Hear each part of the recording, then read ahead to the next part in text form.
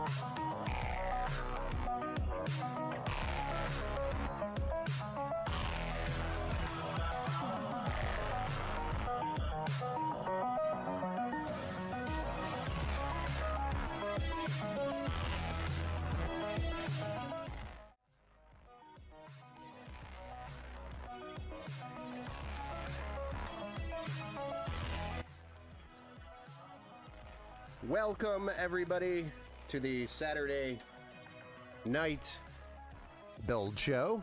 I'm your host, Ben Estrino, over here at the Empower Gaming Computer Studio. We build a lot of custom PCs here. We do a lot of repairs here. We service. We do all sorts of cool things here. Hey, thanks, Scotty. I appreciate you, sir, for the resubscribe over on the Twitch. What's up, I Got Swords? What's going on? How's it going, Scotty?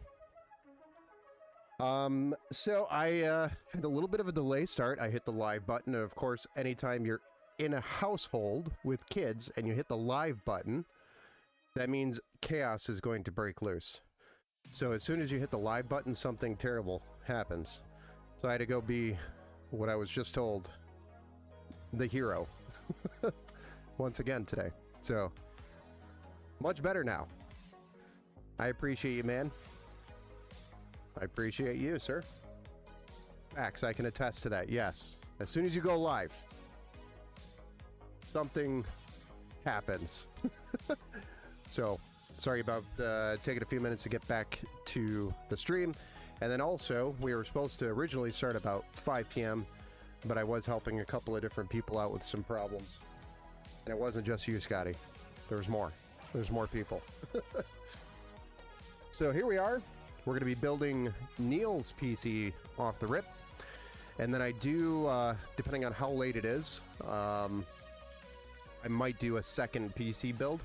But we do have 5 total, 6 total in the lineup. So we have up to 6 builds this week to do, this weekend anyway.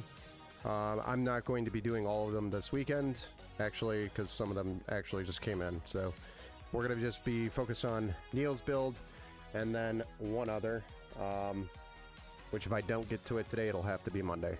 So here we go. Let's go ahead and switch over to our top-down view and we'll get started with the build. We'll run through the lineup. Well, again, thank you. No problem. All right, so off the rip for Neil, we're going to be building with the Ryzen 5 3600. It's got 6 cores, 12 threads, 4.2 gigahertz maximum boost. It's on the AM4 socket, so we're going to be using a Thermalright Assassin X120 SE. And that's a tower air cooler with 4 heat pipes. It's this guy right here. I'll have to adjust my lighting again because it looks like my settings got switched back because there's a lot of light reflection here. So it's just settings in the camera that I can change to kind of help cool the power of the light. But the Assassin X120 SE tower air cooler's got 4 heat pipes and a 120 millimeter PWM addressable RGB fan.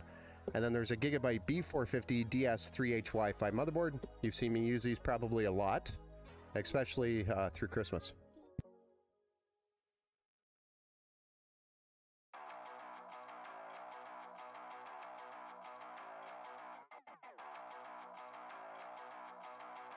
Okay, so the Gigabyte B450, it's a motherboard you probably have seen me use a lot of.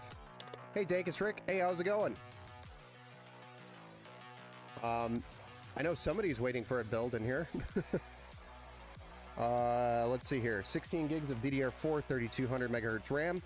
And then that's going to be CL16. It's dual channel, so there's two 8 gig sticks running in dual channel. And then we've got, and that's by Silicon Power as well, an AMD Radeon RX 6600 8 gig graphics card, which is GDDR6, 128-bit. Not going to be running PCIe 4.0 because of the B450M, but with this card it doesn't really matter. There's minimal performance differences between the two. Hey, how does the day go? We've got a 2 terabyte. Did we upgrade? Oh, I forgot. We upgraded from the 16 to the 32. There's just notes further down the invoice here. Sorry. Hey, this is Ken. Can't wait till mine's done. So excited. Yes, sir. We're going to be doing it here soon. I don't know that yours... So, Kenneth, actually, hold on.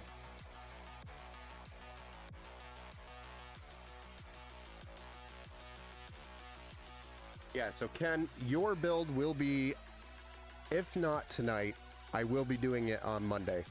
Everything is here. Now I'm just down to time. Time management. This is like I was talking, I am trying to do it tonight though, as long as we have enough time today. So then I should have it ready for pickup, just like you and I talked about. So I'm trying.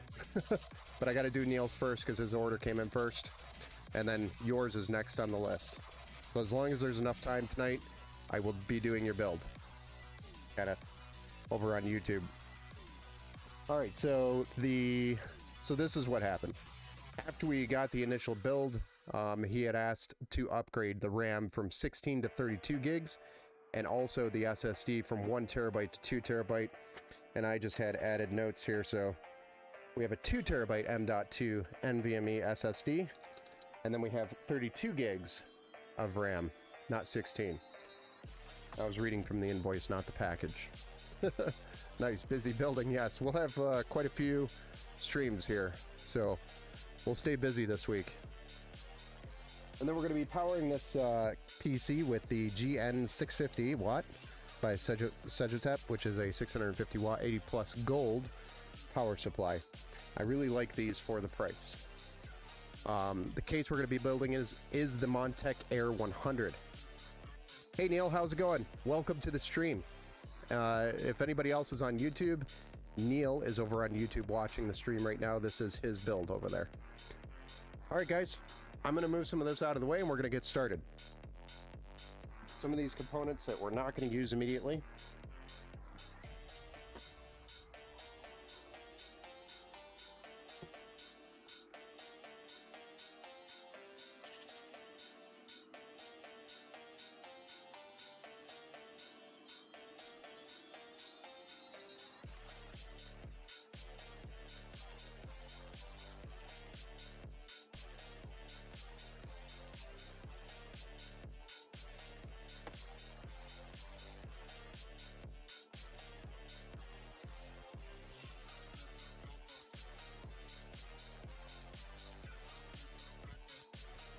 Oh, geez, Neil. Thank you. You're welcome, sir.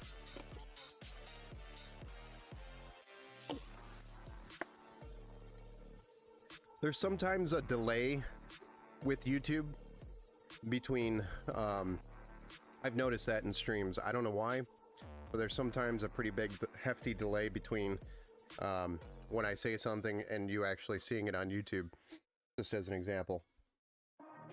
But we'll get started with the motherboard here.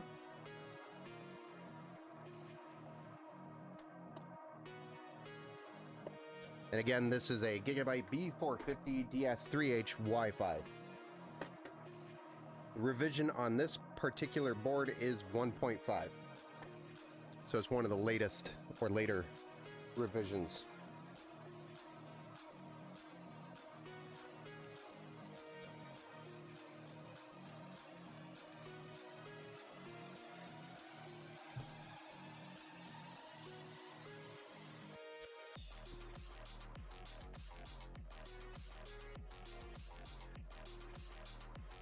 All right, we'll get a nice zoom in here. so we can see everything. But we're going to be installing our CPU, our RAM, and our SSD, as well as our cooler right here, right now. So for the CPU, again, we're going to be using the Ryzen 5 3600. It's got a total of 6 cores, 12 threads, and a maximum boost of 4.2 gigahertz.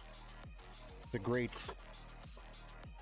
CPU for anybody trying to get the most bang out of your dollar.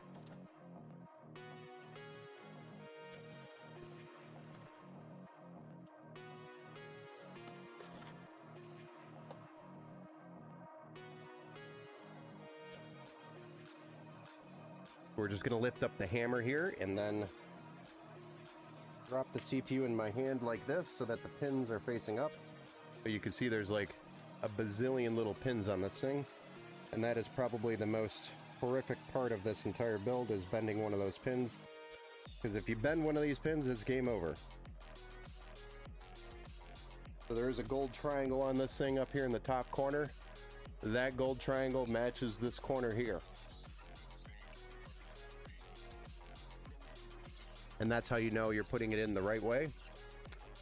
And then the hammer closes, and the CPU is now locked into position. Though that locking mechanism will not keep that CPU in there for good. If you were to yank on it, it will come out.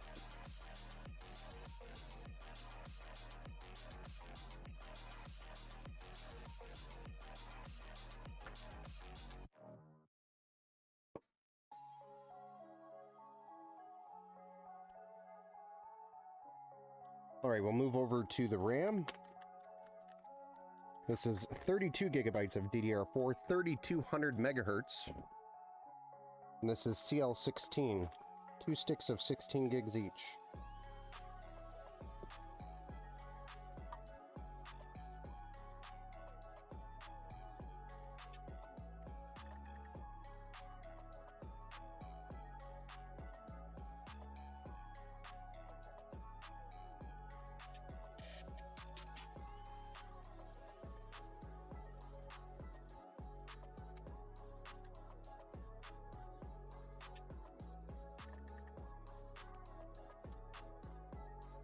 All right, we got both of our sticks installed. Now we're going to be doing the 2 terabyte M.2 SSD by Team Group. This is the MP33 SSD. It's a Gen 3 SSD by Team Group.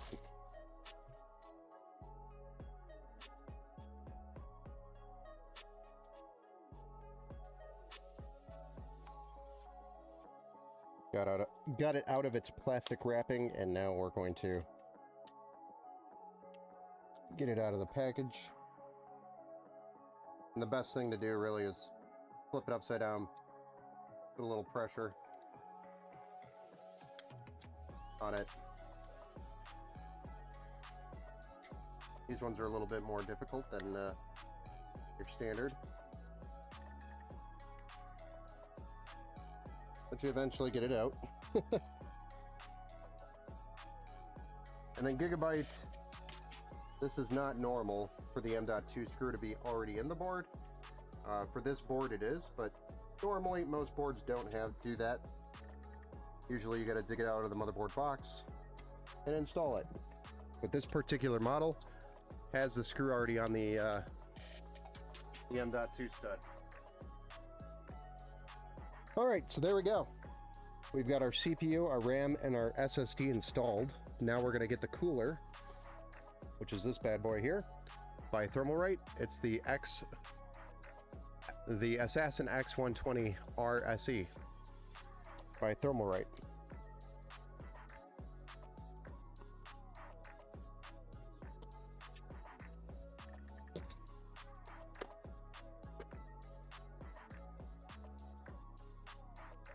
We're gonna unlock the chill force here.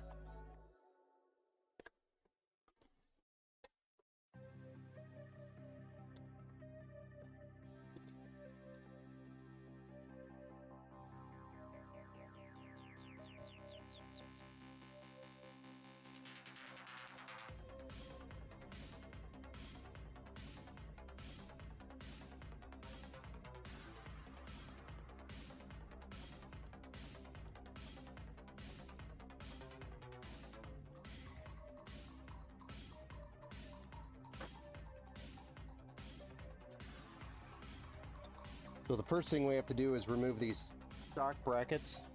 These stock brackets need to come out because we're going to be replacing them with the Thermalright brackets. But we are going to use the AMD backplate that comes with the motherboard for this kit.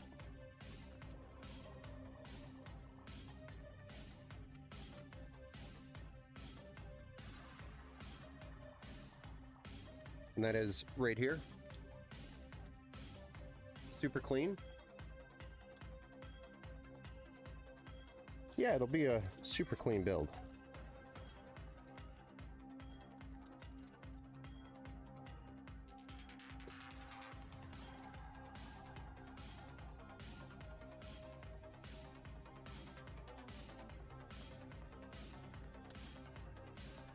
And here's our AM4 brackets. AM4/AM5.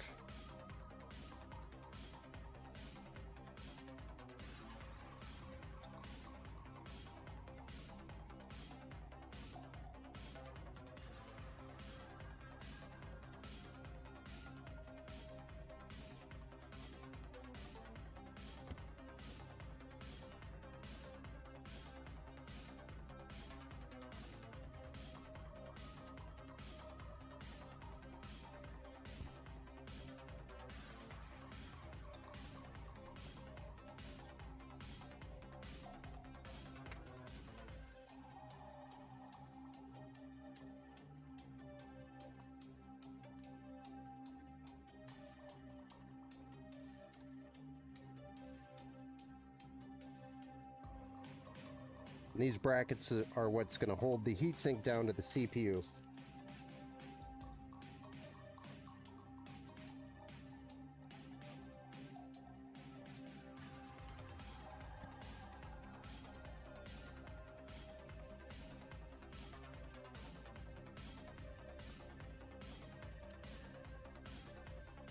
And then the number one thing you don't ever want to forget while you are building is on your heatsink, your new heatsink. Generally you have this little peel on the bottom to make sure there's no dirt or dust that gets on that cooler. Make sure you always peel that before you apply it to your CPU. So I've just peeled it, and now I'm going to apply my thermal paste.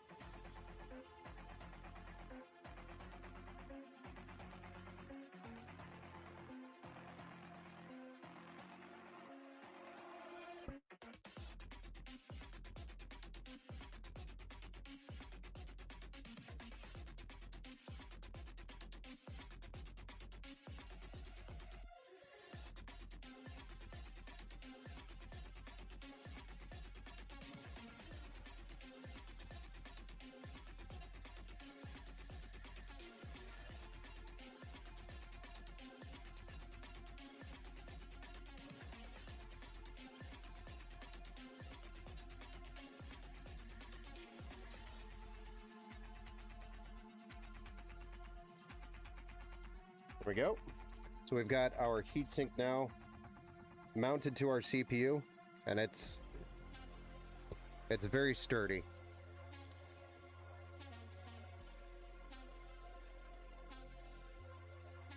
So now we have our fan for our cooler.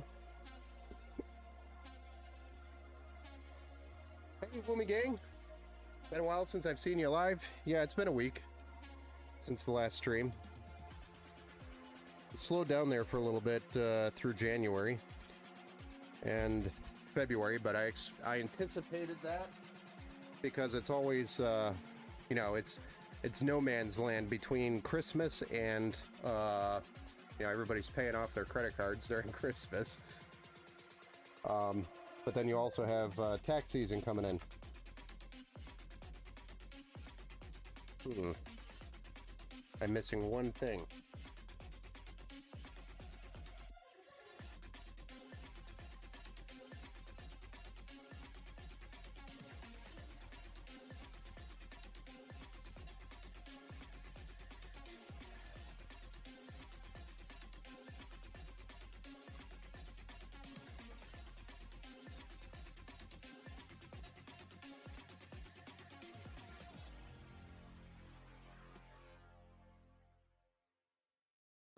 Needed these.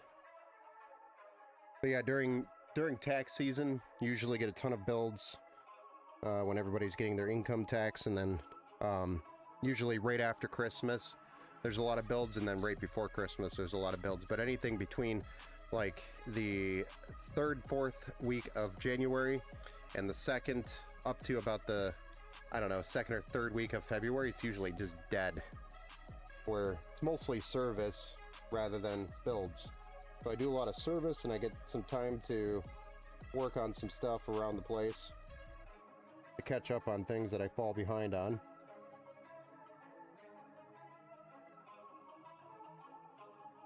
But I'm still here. I'm still alive. Just didn't have a crazy ton of builds to do in January. Or most of February. I have 3 kids' birthdays in January and February. Ouch. Ouch.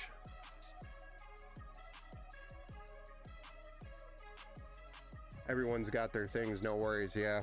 I mean, to be honest with you, after the streaming and the building that I did in December, you know, I don't know, I don't even know what my number was in the month of December, but I was just burnt out after December. Everyone's got their things in their lives, dude. No need to sweat. Oh, I'm not sweating about it at all. I was actually relieved a lot.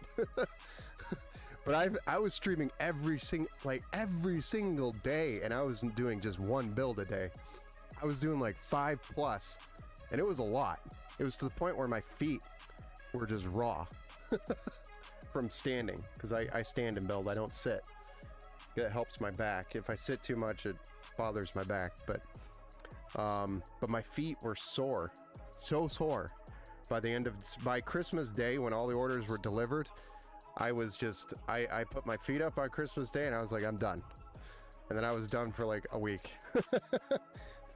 So it was crazy busy, which is good.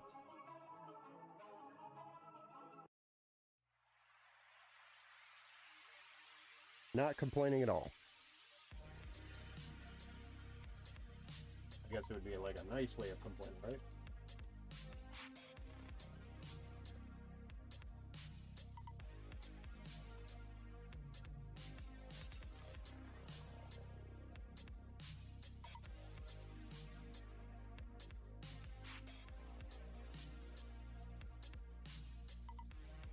Nice.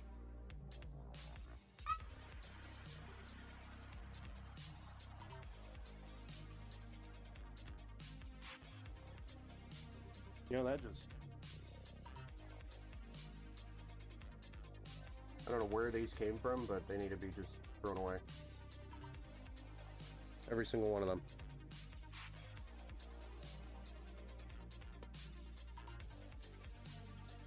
Zip ties that break need to be... Why even bother?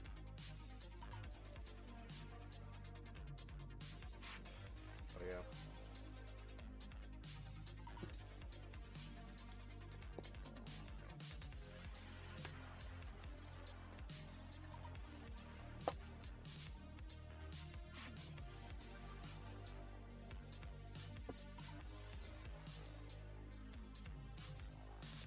Alright, so one zip tie there, and this motherboard is ready to go in.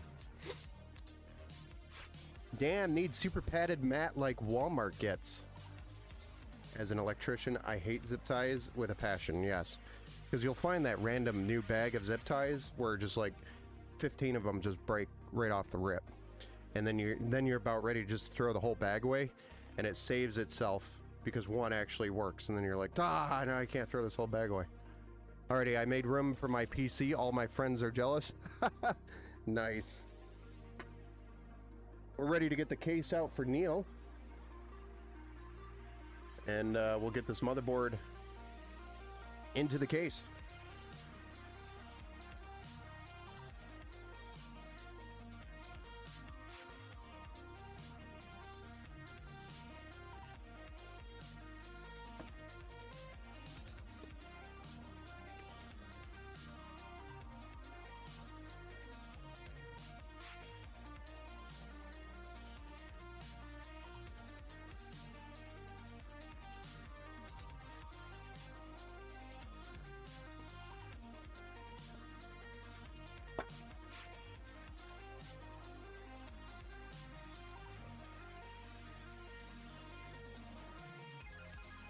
I'm going to use a 4070.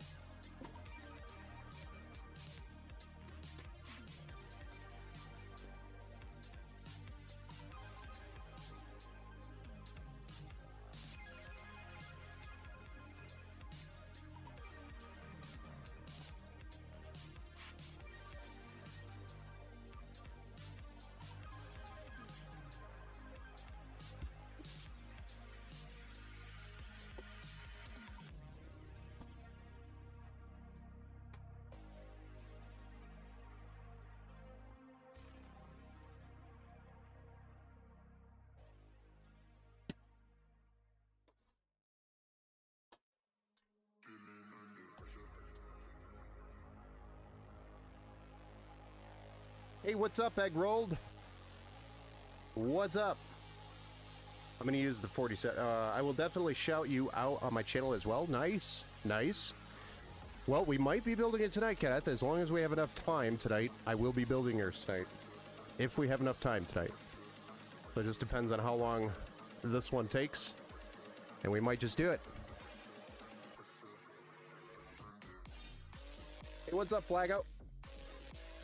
Dakist, Rick, should I be stressing that I'm going to have 2 monitors with different reference rates? No, that should be fine. Different refresh rates is fine. Hey, what's up, Scotty? What, set up that new GPU yet? He has not set up the new GPU. I actually just got off the phone with him. I could answer that question for you, Aggrold.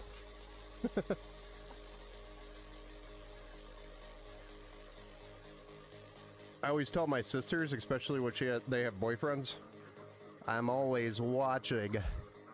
But kind of weird that matched that situation. Shit, refresh. No worries, man. Same on him, huh, Ben? Yeah, I know, right? I'm always watching him. When it comes to his PC, anything else I don't care about. I'm just kidding. I care.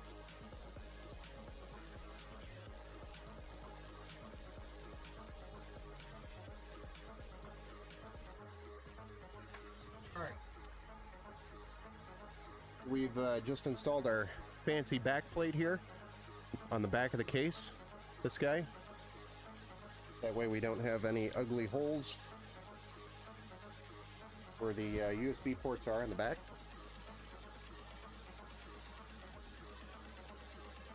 We should be ready to just drop this in here, right? Yeah.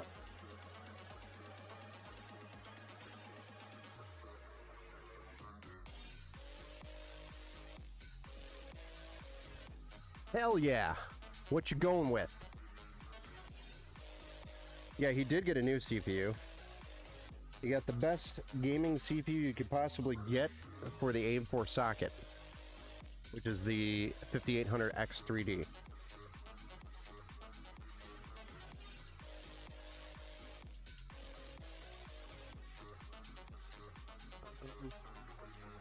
Okay then. Apparently that just took off. There it is. Oh.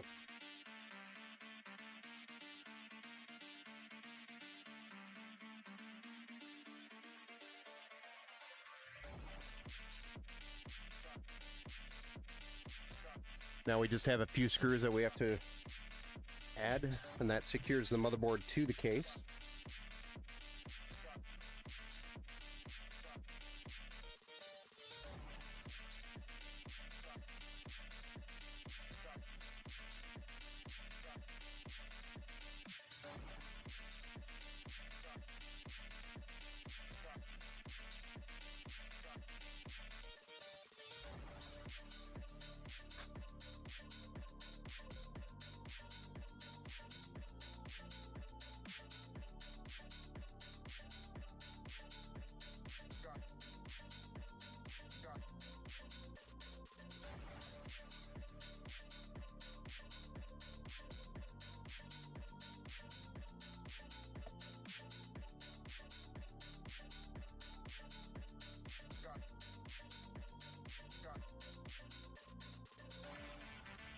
You gotta have that mounting pressure on your CPU, sir, Scotty. Okay, thanks. I appreciate it. I was hoping to play with it before work Sunday night. I am trying for you, Kenneth. I am trying.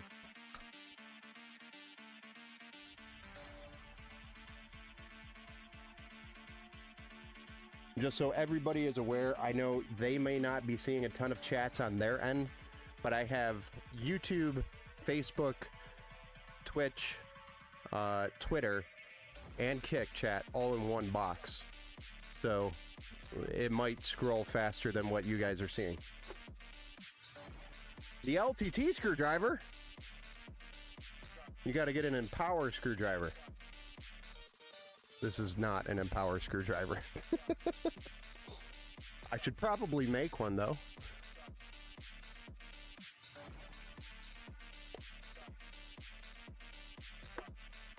Did you guys see the new swag? About to say. Yeah, the cooling block was my first issue with your first PC. Over-tightening it didn't even post it correctly. Oh, you really can't over-tighten anymore. Everything's limited. It's hard to.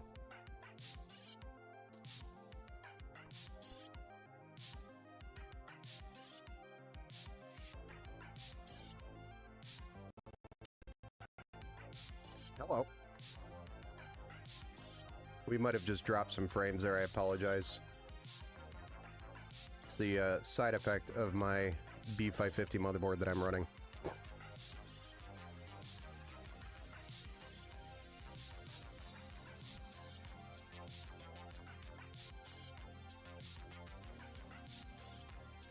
That is the new swag that we just released.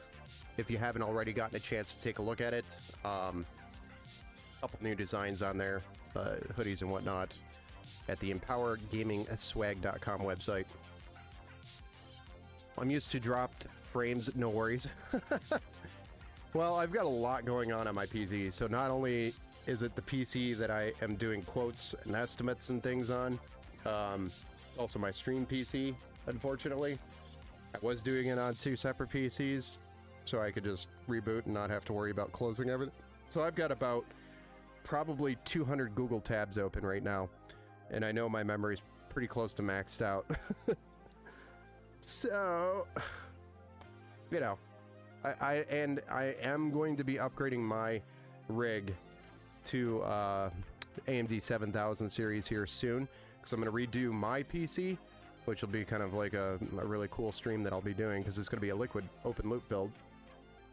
But I'm redoing my PC because I'm bringing it to the FITUS 2024 FITUS LAN event over in Pennsylvania later this year. I think it's in March.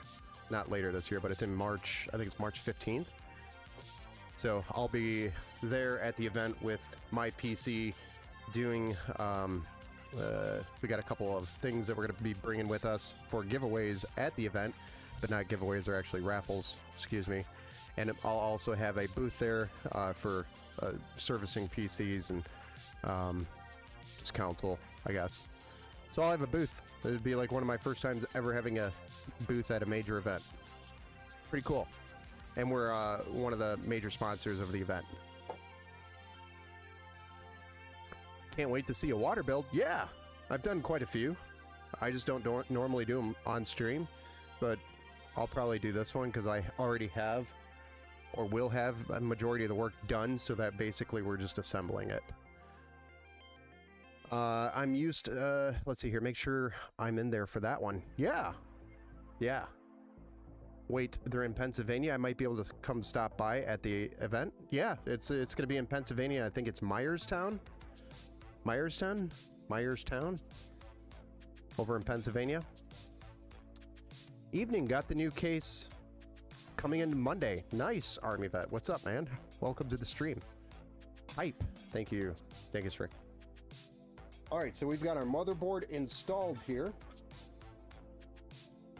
And next we're going to be getting the front panel connectors on this case plugged into the motherboard, so that'll be our next task. But really quick, I am bringing a whole bunch of our swag and power swag to the event so you could check it out there physically if you wanted to, if you're in Pennsylvania or near that event location in Myerstown, Pennsylvania. I'll be there, and I might actually do a build stream live there as well, depending on the bandwidth, because there's going to be like 300 people there, or something like that, some crazy amount of people there, all on the same internet connection. And they told me already, they gave me a heads up that streaming may not come out to be an option. So we'll see, depending on, because I put in the request to their network guy. I'm like, yeah, if it's possible, don't make it a priority. 1,500 miles away. Oh, no big deal. Just get in the car. It's what? What is that? I don't know, like 10 hours, 12 hours if you're going 75 the whole way. I'm just kidding. I'm not expecting anybody to go there. I've got 300 people I get to entertain there.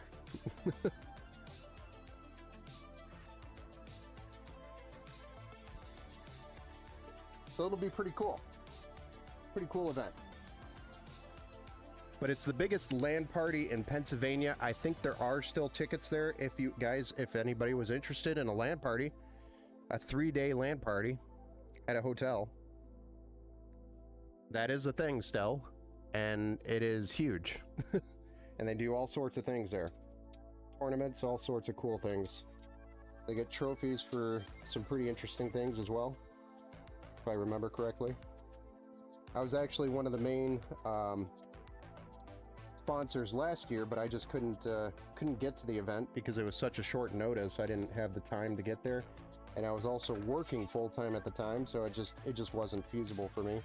But this year, I'm going to the event. I'll be driving down on Thursday, probably, and setting up shortly after that. Probably that Thursday evening, if not Friday morning, for the event, setting up.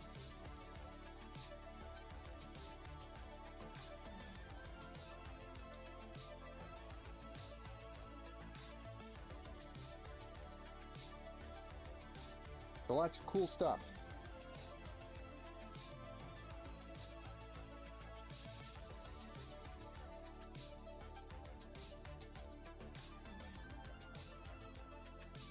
Trying to sort these cables out here.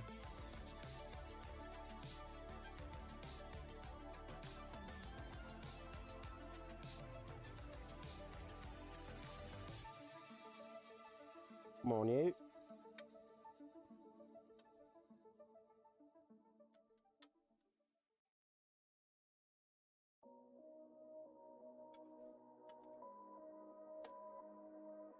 I feel like we're missing one. 1, 2, 3. We've got these two. Where's my, these need to be moved.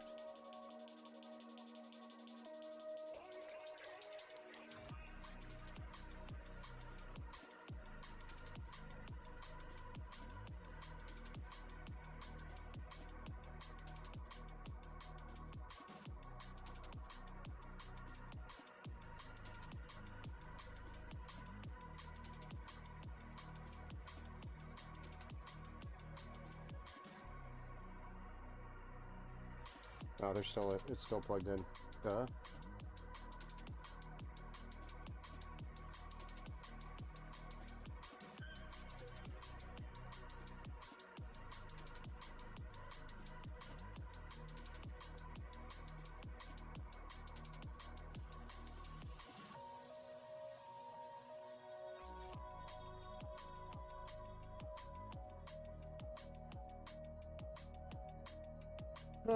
Come to Florida and bring a few micro centers with you. Actually, I thought there was a micro center going in over there in Florida. Like Tampa Bay or something like that. Isn't there? I thought that was just announced last year.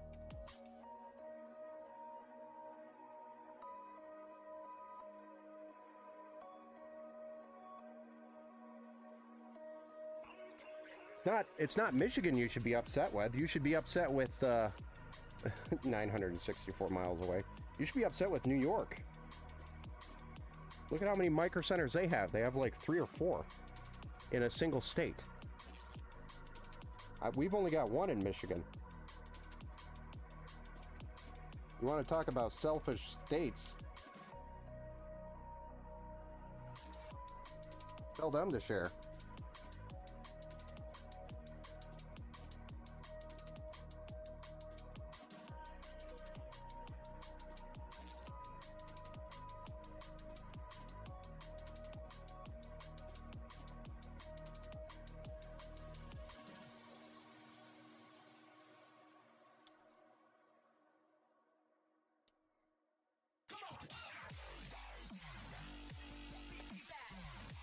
Hey, Zenith, Zenith,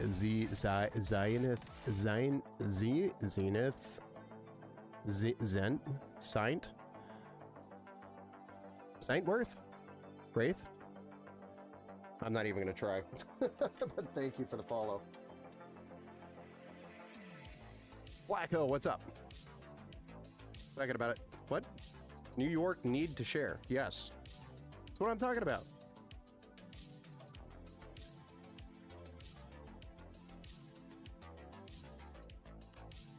You can bring them about 2 hours south of him and drop it off near my house. I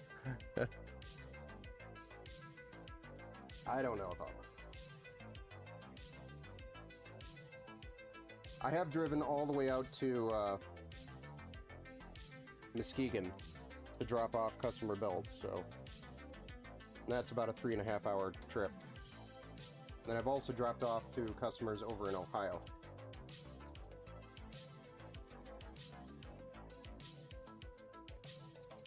But these days, I can't do as much travel time. That was back when I had more time. Chilling, just looking up builds. What's up? Mm-hmm. Hopefully you're looking at my builds, right? I'm just kidding. Okay, I think I got all of our cables sorted out on that side. Now we can flip it over and start plugging things on this side.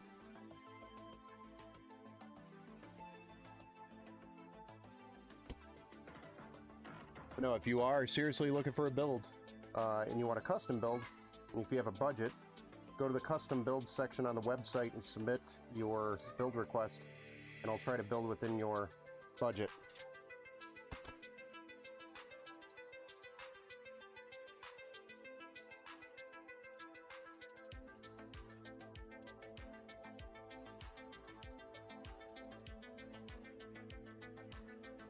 But I'll put together an estimate and send it over so you can take a look at everything in it. It'll be all of our recommendations that best fits your budget. Where'd you go? Dude. The HD audio is trying to escape, but get me out of here. Alright, so now we have our front panel connectors that we have to deal with here. And that is, for example, our power cord, our power button, reset switch and all that. Not the reset switch, but the HD LEDs.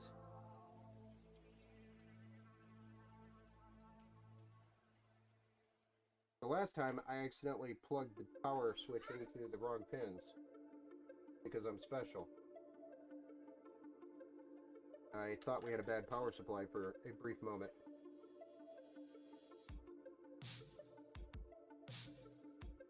So that's what happens when you're special.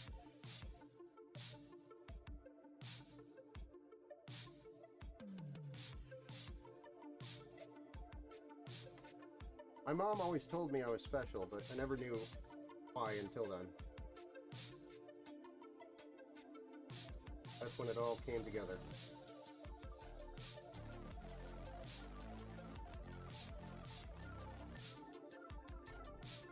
Sorry, you know, you're probably looking at my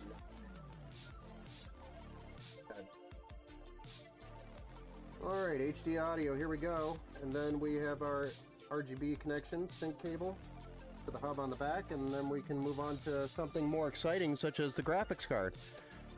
Oh, you'd be proud of my cable management. And you know, you didn't really show me, so I feel like you were trying to hide it while we were on our call today. I feel like if you were proud of it, you would have showed me. I'm like, Ben, look at this. Look how cool this is.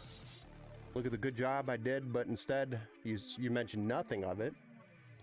And, you know, I feel like you're trying to hide it.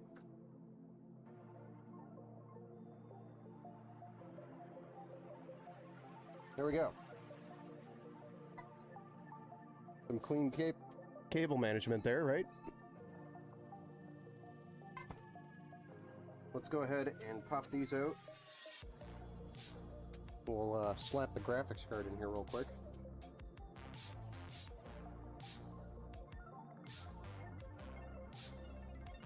There we go. Here it is. The AMD Radeon RX 6600. This is the ASRock. I always say ASRock. I don't know why. ASRock Challenger. Or it's the Challenger by ASRock or ASRock.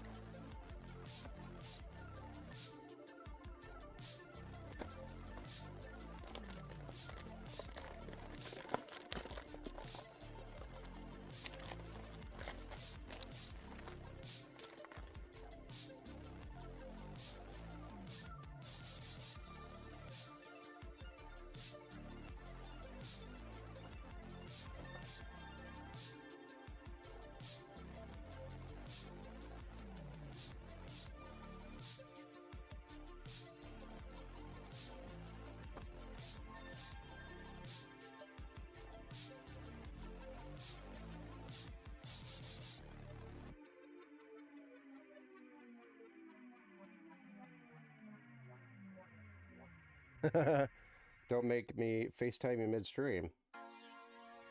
My phone's on the other side of the room.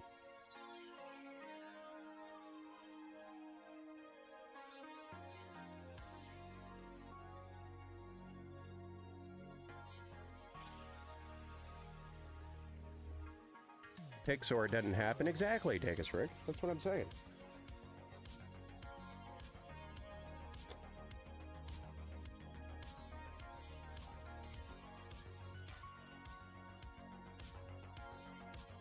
Get all those peely peels off that.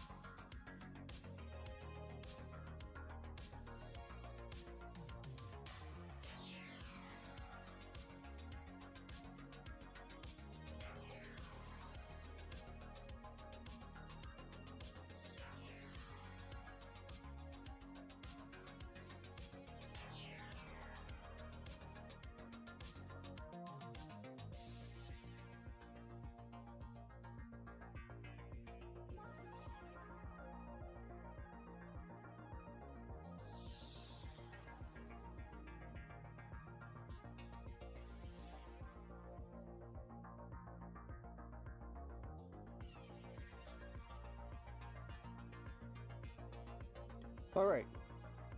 So, I know I said, Neil, originally that we didn't have sleeve cables for this build, but I went ahead and bought some. It's because you had mentioned it. I went with a black and a gray to match the color of the build.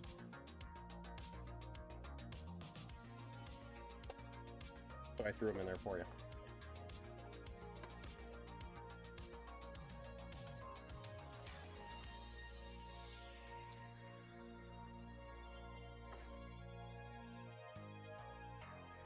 This guy thinks I would stop calling him until he answered. What are you...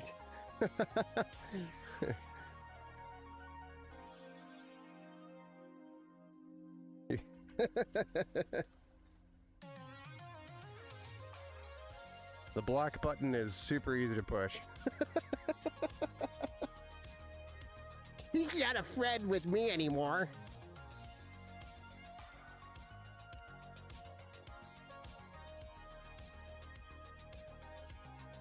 All right, here we go. Cable comes for the cable sleeves cables.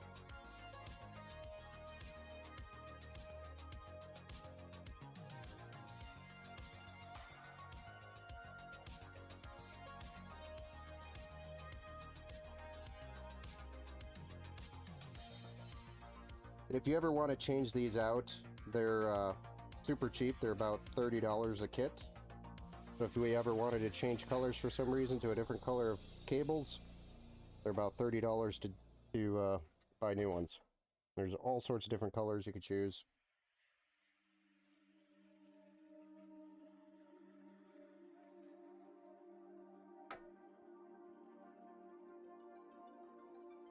I'm just currently working the cable combs onto the cables. There's a slight manual process here. Some of the more expensive cable extensions will have these already on the cables, but in this case, I don't mind spending a few extra seconds doing this.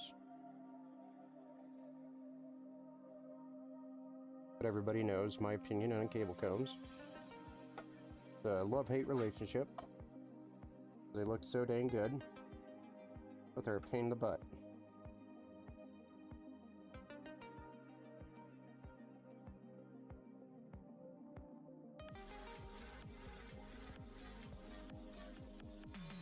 Hey, Metal Springs, thanks for the resubscribe there, sir.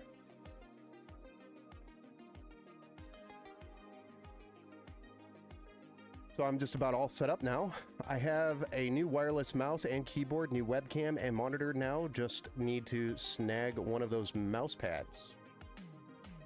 You talking about the Empower pad? I have a couple more designs coming up for the Empower mouse pads.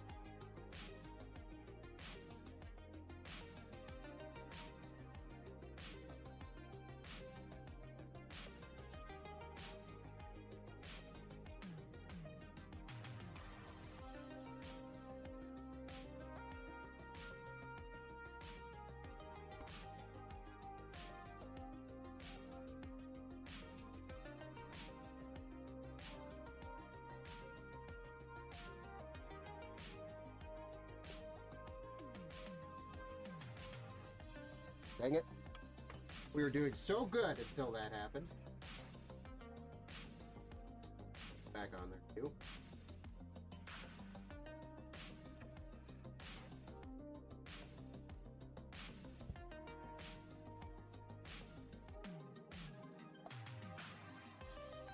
Oh, yeah. That really gives us some character, you know? Right there. That black and gray gives it a little bit of character. Character.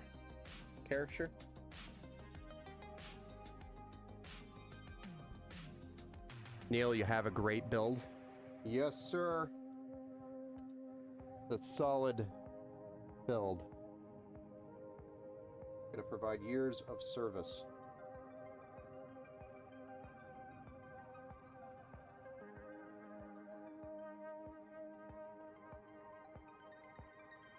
You're welcome. Hey, Metal Spring, how was Blake's? How was the event yesterday over at Blake Shelton?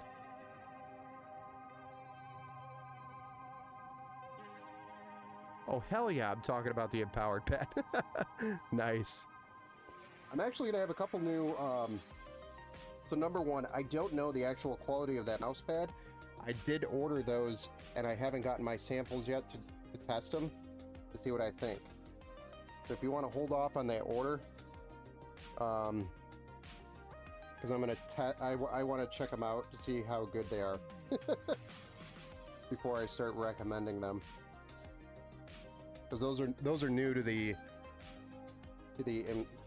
swag list. I just want to make sure the quality is good before I start seeing people buy them. They're available, and I'm sure they're fine because I've actually read the reviews on them, and they seem pretty good. You know, there's actually not very many, if any, negative reviews, and it was usually like a misprint or an issue with the printing service, not the pad itself.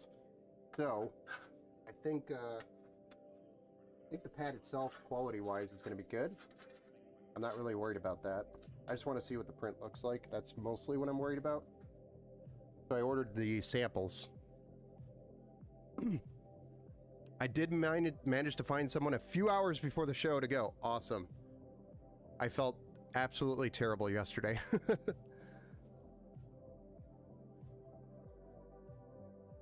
I just run a cheap 20 Australian dollar 1000 millimeter 500 millimeter mouse pad. There's nothing wrong with that. I'm running not one of my mouse pads because I haven't got it yet. Magic Eagle mouse pad. Does anybody know the company Magic Eagle? The first game I'm playing is Alan Wake 2. Nice. I almost said Alien because my brain just automatically is going to Alienware. Don't feel bad, man. When duty calls, you have to answer. I am doing as much as I can. But Metal Spring, the offer still stands for the other event at the end of March if you get the time off. So just give me a heads up and let me know. Now I just got to order RAM, PSU, case storage. We'll probably reuse the 4070 for you. Yeah, the 4070 is a good card. Nothing wrong with reusing it. Just keep doing it, man. Will do. Awesome. All right, one more cable we got to tie in here, and that is our EPS cable for the CPU. This is what powers the CPU. So this 24 pin, the big fat one, this is powering the entire motherboard, and then this 8 pin, not this one, this 8 pin that I just installed powers the graphics card, and then the one that we're installing now, this powers the CPU. This is what provides direct power to the CPU. And we also have a sleeved 8-pin cable for that extension.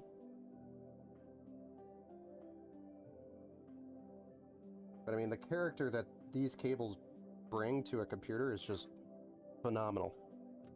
I always like to try to do these when I can. The problem is they're like $30. So if you're in a budget build, it's like, man, I could put that $30 to a better CPU, or I could put that $30 to more RAM, more storage. There's so many different places you could do $30 or put $30 to just ultimately make the performance better. So I generally don't like to do the cable extensions unless we're, unless we're happy with the performance of the PC.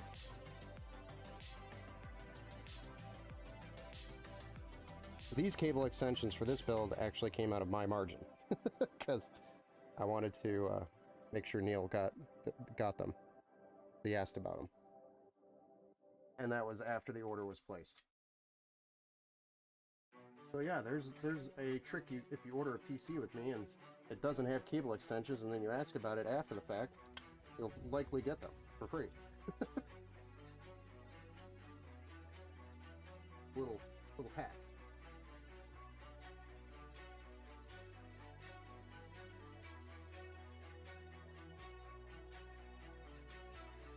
There we go.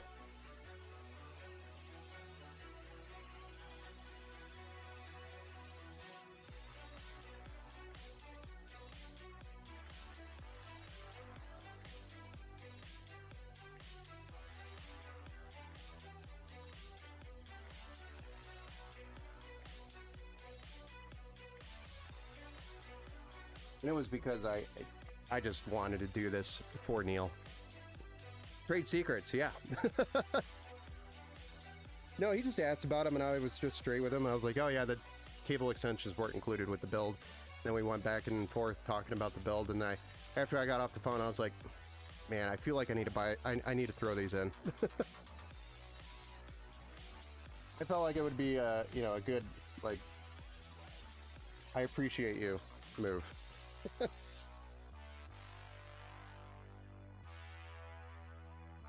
Alright, so cable extensions installed. Now we have this huge rat mess in the back that we have to take care of, and also get the power supply installed. We have to get that done as well. I'm just gonna spend a quick moment here to clean up some of these extra screws and mounting hardware that we have floating around here on the workbench, so I can have somewhat of a clean space, right?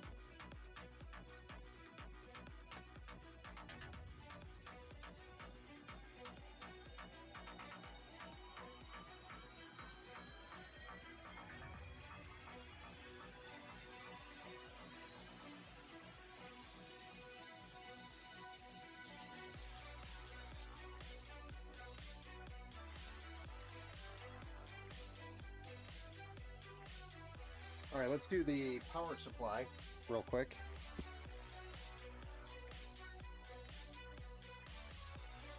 So this is a Segitep 650 watt 80 plus gold power supply. I always try to go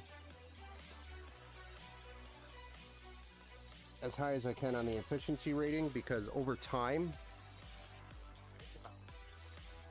the efficiency rating is basically how efficient it's drawing the power off the wall.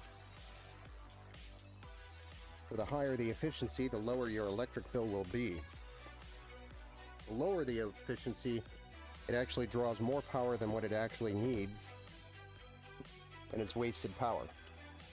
That's why you buy a higher, more efficient power supply. And that's why they call it 80 plus gold or 80 plus bronze efficiency. That's exactly what it is. Standard. So they have non-certified, then you have white, and then you have 80 plus white, 80 plus bronze, and then 80 plus gold. And then I think there is, or used to be, a silver somewhere in between bronze and gold, but I think that just died off. You're a good guy. Oh, thanks, Neil. So that was, after gold, it goes to like platinum and then titanium and all sorts of stuff. But really, I think it gets a little overkill in the platinum, titanium area. You're saving pennies, in my opinion. I think gold's kind of like that happy place to be. But it saves a lot of money on your electric bill. If if we ran a bronze versus a gold power supply, as a good example, it might cost you the difference of, $15 a month over time. Yeah, it saves moolah over time. So you may be saving a few dollars on your power supply by going with like a white certified or non, and that's fine. But over the course of time, you're going to be paying that difference in the electric bill. There's a lot of things people don't think of. I should probably do a video about that, because I don't see that enough. People just think, 80 plus gold, bronze, it does mean that the power supply is better. It doesn't go into detail like what it is for. What is it actually better at? It does not increase your FPS. Unless you're underpowering or underpowering like a 4090. Choke that sucker and it will.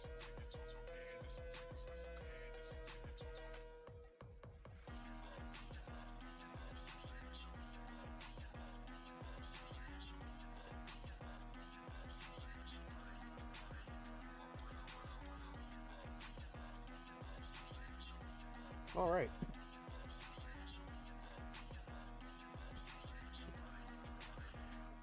Just needs a little duct tape and bubble gum. Ah, that'll do.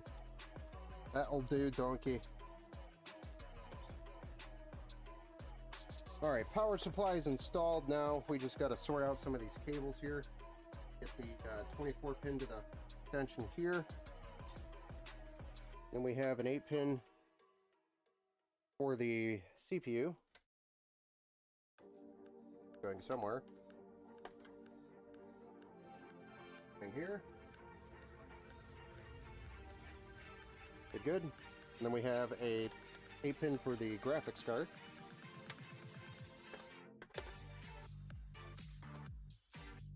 Gonna go here. Good. All right. Now we have to do our fun cable management. This is where we have so much fun.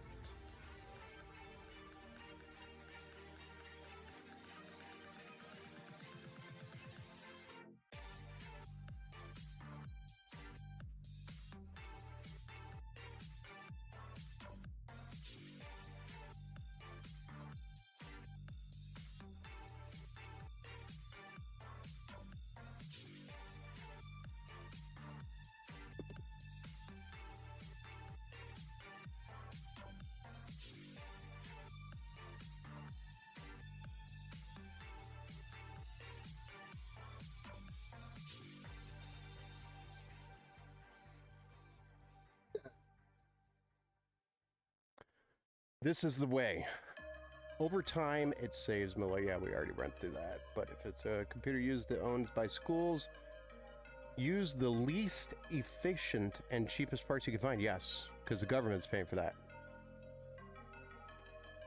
I just cleared space and ordered the desk for mine from him. I cannot wait. Just gave his card to a customer of mine as well. Oh, nice. Look Beyond the Illusion over on YouTube.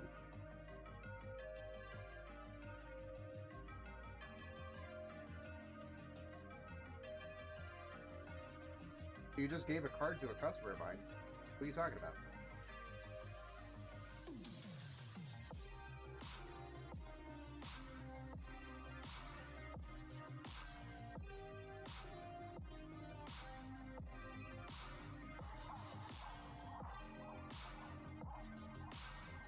Use a non-certified 1600 watt power supply with a 4090 and school PCs for as much power usage as possible.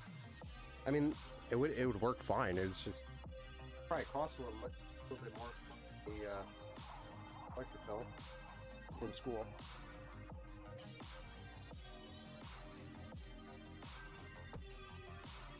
What's a good gaming monitor for a reasonable price? I would say anything that is 1080p or 1440p for this PC. I would probably stay in the 1080p range for the 6600 and 144 hertz at 144 hertz with a response time, and that would be for your refresh rate, 144 hertz minimum, and then a response time of 1 millisecond would probably be good. Look Beyond the Illusion says, I just got an Acer Nitro XF3, but it was 250. Yeah. I got Swords over on Twitch says Samsung Odyssey G5. Make sure it's overclocked. The monitor or the graphics card that you're talking about? 144 hertz, 165 hertz minimum, or 240 hertz if you find on a good price. Find one on a good price, yes. They were out of the other models I wanted. That's why I chose that, though, LOL. Yeah, no, I hear you. Acer Nitro is a good brand. The Samsung Odyssey is a good brand. MSI's got a few good ones. Asus TUF is a good brand for monitors. I'm actually personally running an Asus TUF for my screen, but it was at the time. It was a 1440p panel back when 1440p was way more expensive. So I think I paid like $400 for that panel, but it's also a 32-inch. And then I don't really use it much because I'm so busy. So I can't tell you for sure. You know, I've enjoyed it the time that I've had on it. So, but most monitors monitor. So as long as it displays and it doesn't break, should be good. I think the only difference is if you're super picky about your colors, then you want to pay attention to that. The one I have coming is 165, 1440p, 4K is pricey. Yes, once you step into 4K, it's gonna get pricey.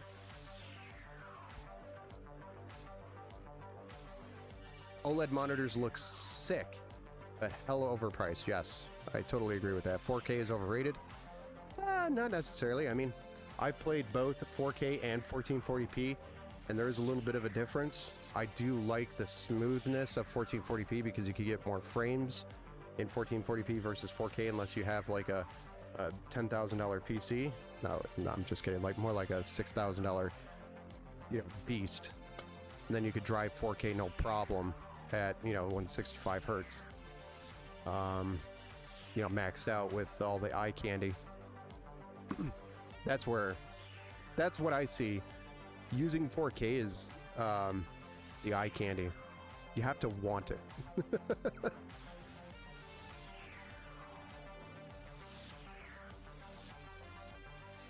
Nah, there's definitely more use for 4K than that.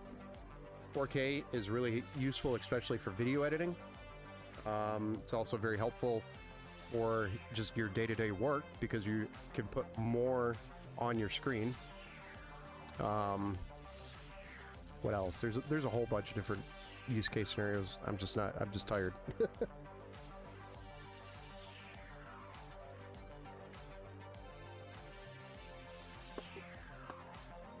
right, back at it. Let's get this done. Get this done, yo.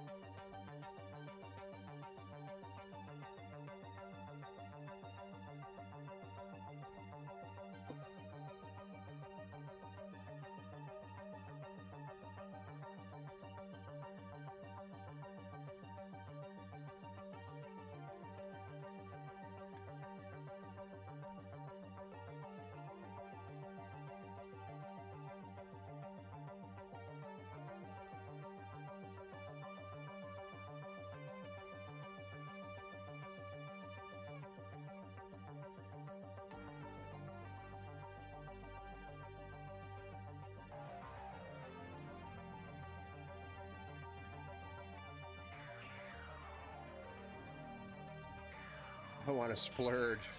This will be my first time being able to run anything past 720. Oh, jeez. Oh, man. Now I'm even more excited to build your build. It's gonna be like showing you a new drug.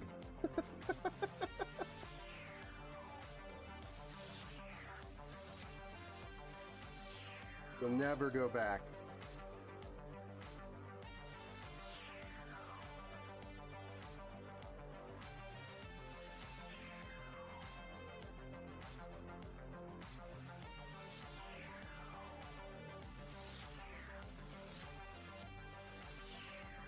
Are you married, Dankistrick?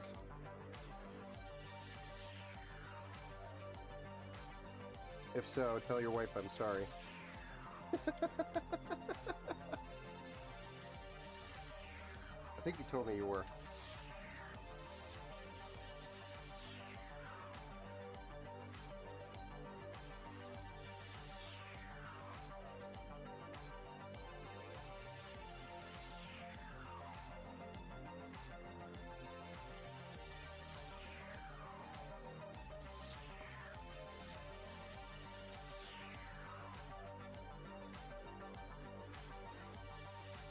Bro, tell me about it. I'm so stoked. Literally counting down the days.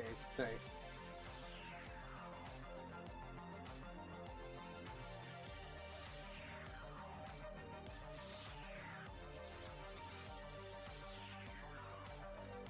Alright. Couple more zip ties here. Then we flip it over and make sure I didn't ruin it. I yank it on some of these cables.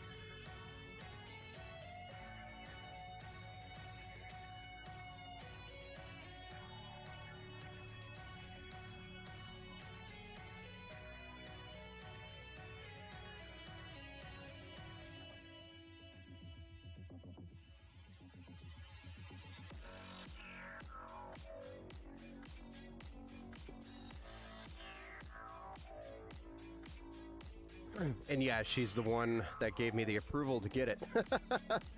She doesn't know what she's done yet. All right, here we go.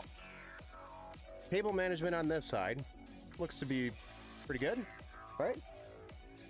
Let's check this side, make sure we kept our standard.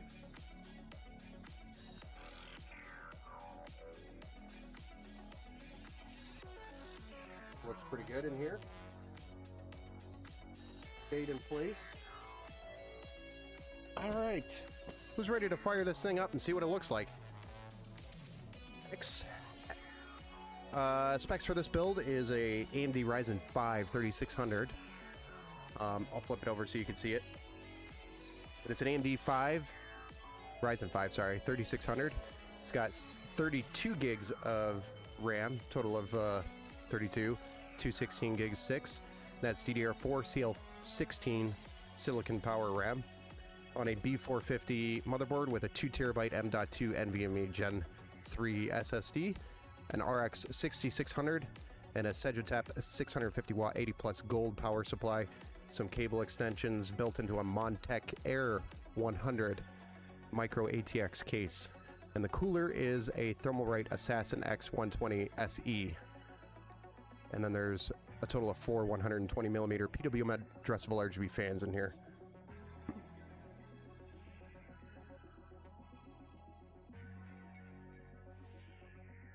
It's a modified version of our Gladiator series.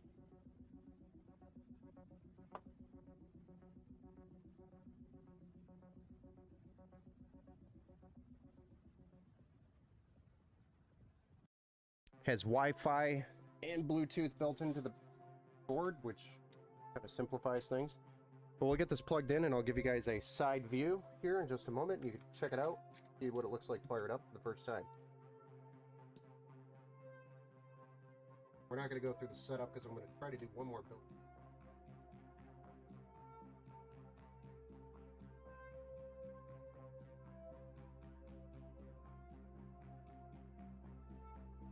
Where's my, there it is.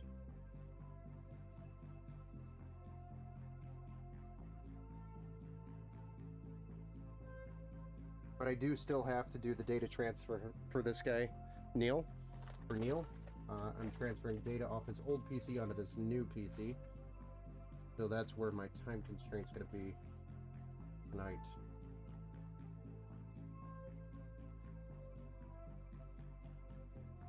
Although it doesn't sound like we're going to be picking this up until Monday.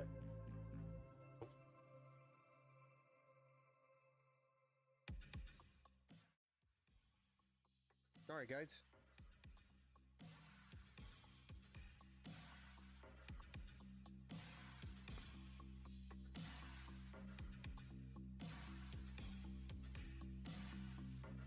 Hey, what's up? You guys ready to see this thing fired up? Neil, are you ready to see this thing?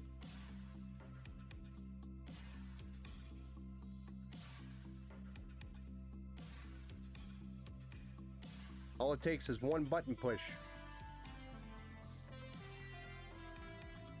Got it. It has one 24 gig stick of RAM and a one 8 gig stick. No, it's got two 16s. Gosh, that's one thing. Would get an AMD GPU, but I think NVIDIA gets better FPS on Fortnite. Neil says yes over on YouTube, so here we go.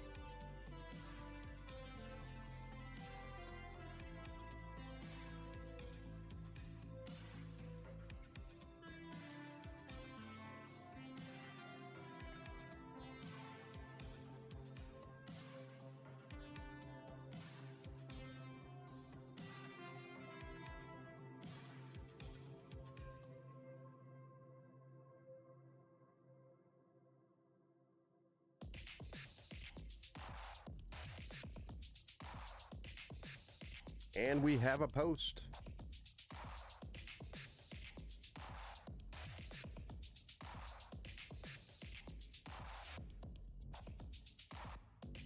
Well, there it is.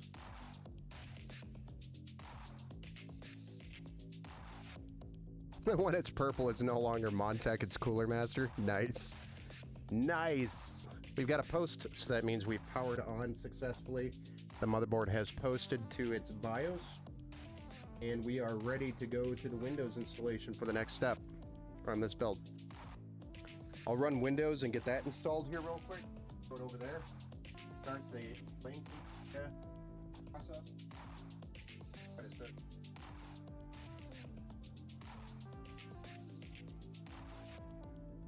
So Kenneth, how bad do you want me to build it tonight? I know you want me to.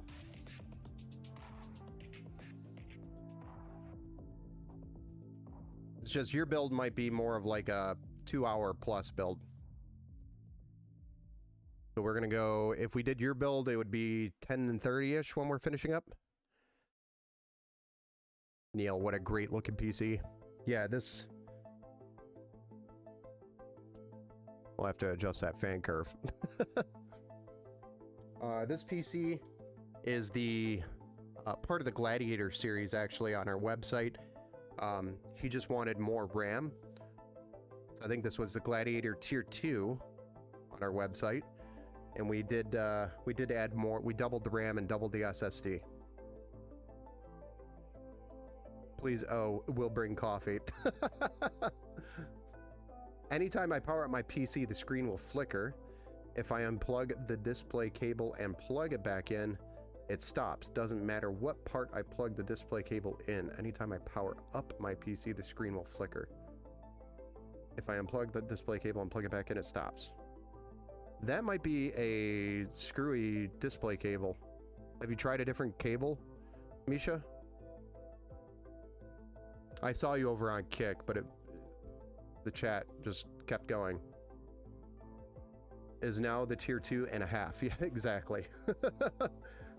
I will bring coffee. Kenneth, if I did build it tonight and you wanted to pick it up tomorrow, I would need you to pick it up before noon tomorrow.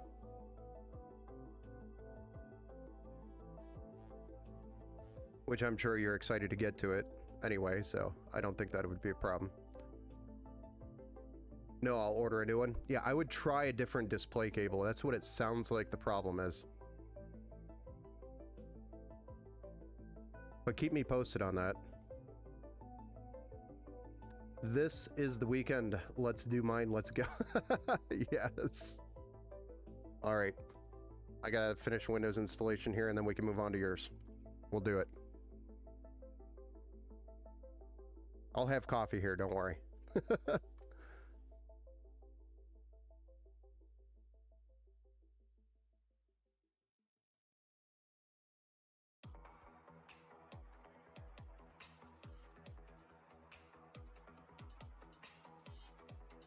So, Kenneth, you will be build number 2 tonight. Everybody else is still waiting on parts anyway.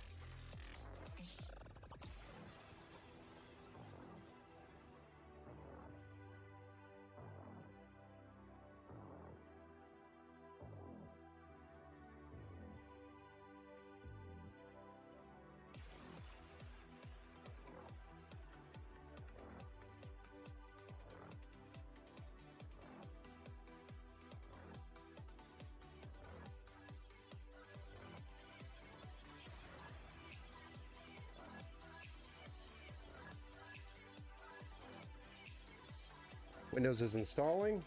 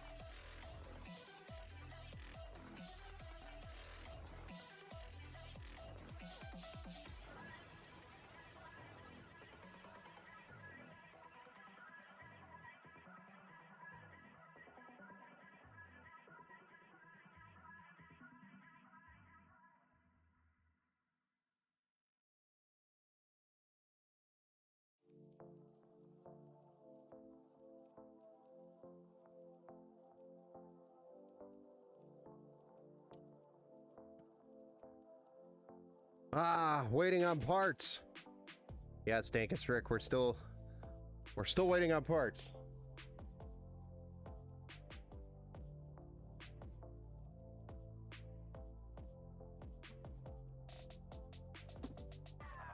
Although, Rick, I do have this here for you. This made it here.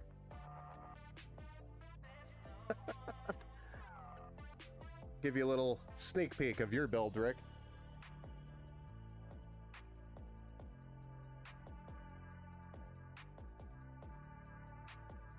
How do you change the color of the fans? That will be done on the software once we get Windows installed and the software installed. So we'll be able to load up the software, and I'll show you how to do that, Neil, when you come pick up. But it'll be through the Gigabyte RGB Fusion software.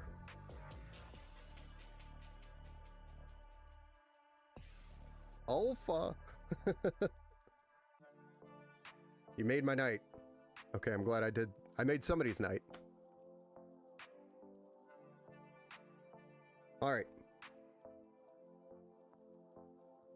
Windows is done. So we're done installing Windows on this one. I'm going to move this over to the next bench, and then I'll get your parts over here, Kenneth. So Neil, we have completed your build, the build process.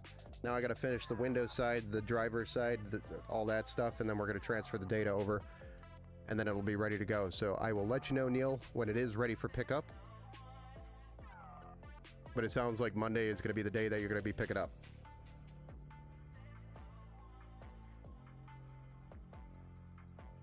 GG's, Neil.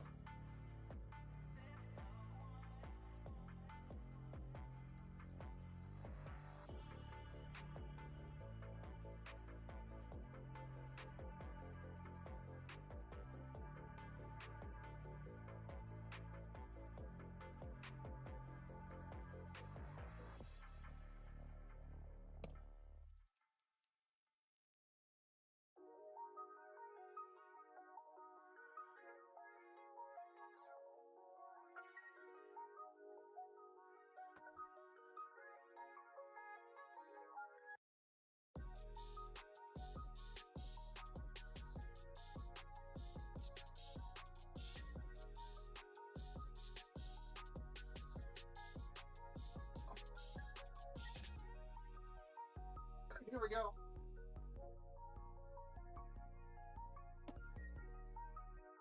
All right. Change it to a top down. Thanks, buddy. No problem, man.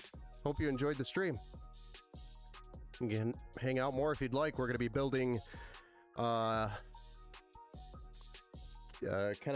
build here. So Kenneth's build is next. So I'm switching to a top down. We're going to go through and run through all the parts here. I got to change the name for the order.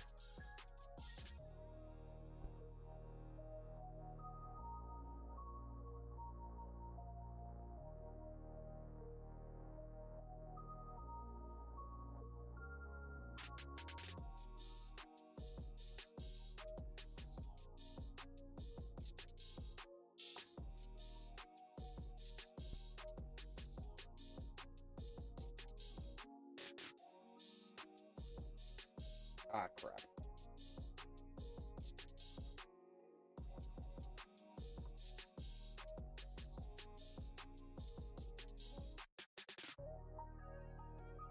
All right, here we go.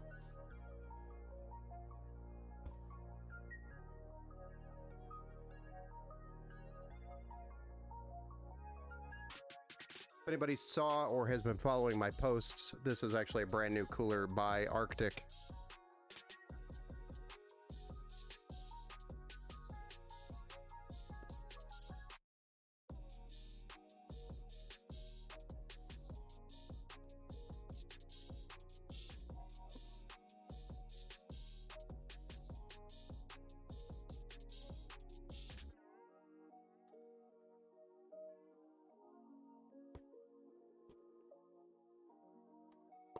Where's my LGA bracket?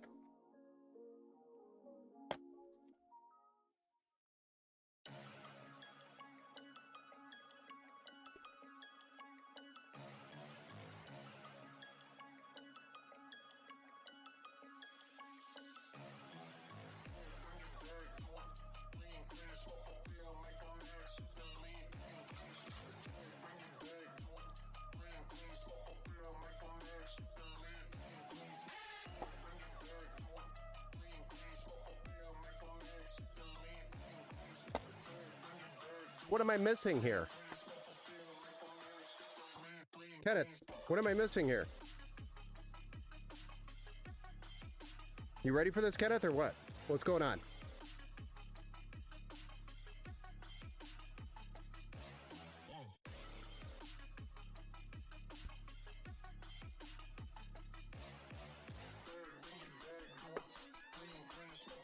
The GPU.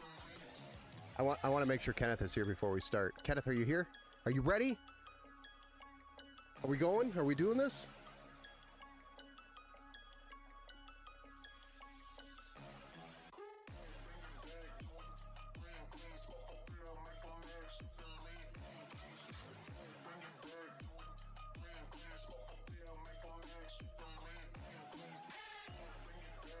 Was this a trick question? Yeah, it is a trick question, yes.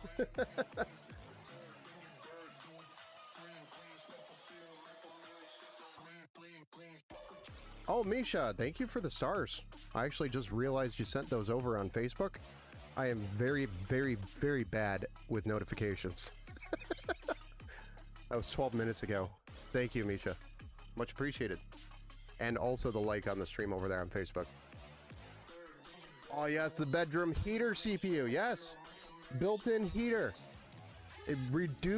Increase your electric bill, but balance it by reducing the cost of heat.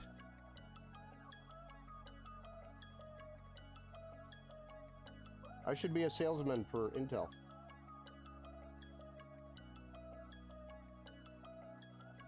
Oh wait, you know what? We're not using this thing. I don't know why I didn't have one of these.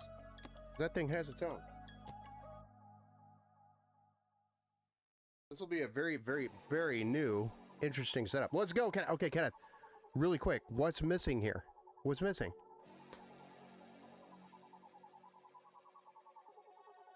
What are we missing here? Probably the most important part of the build, I mean, right?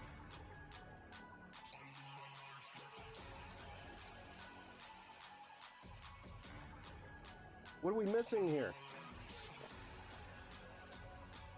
You mentioned it on the GPU. Oh, right, the RTX 4070 Ti Super. All right, here it is. The RTX 4070 Ti Super.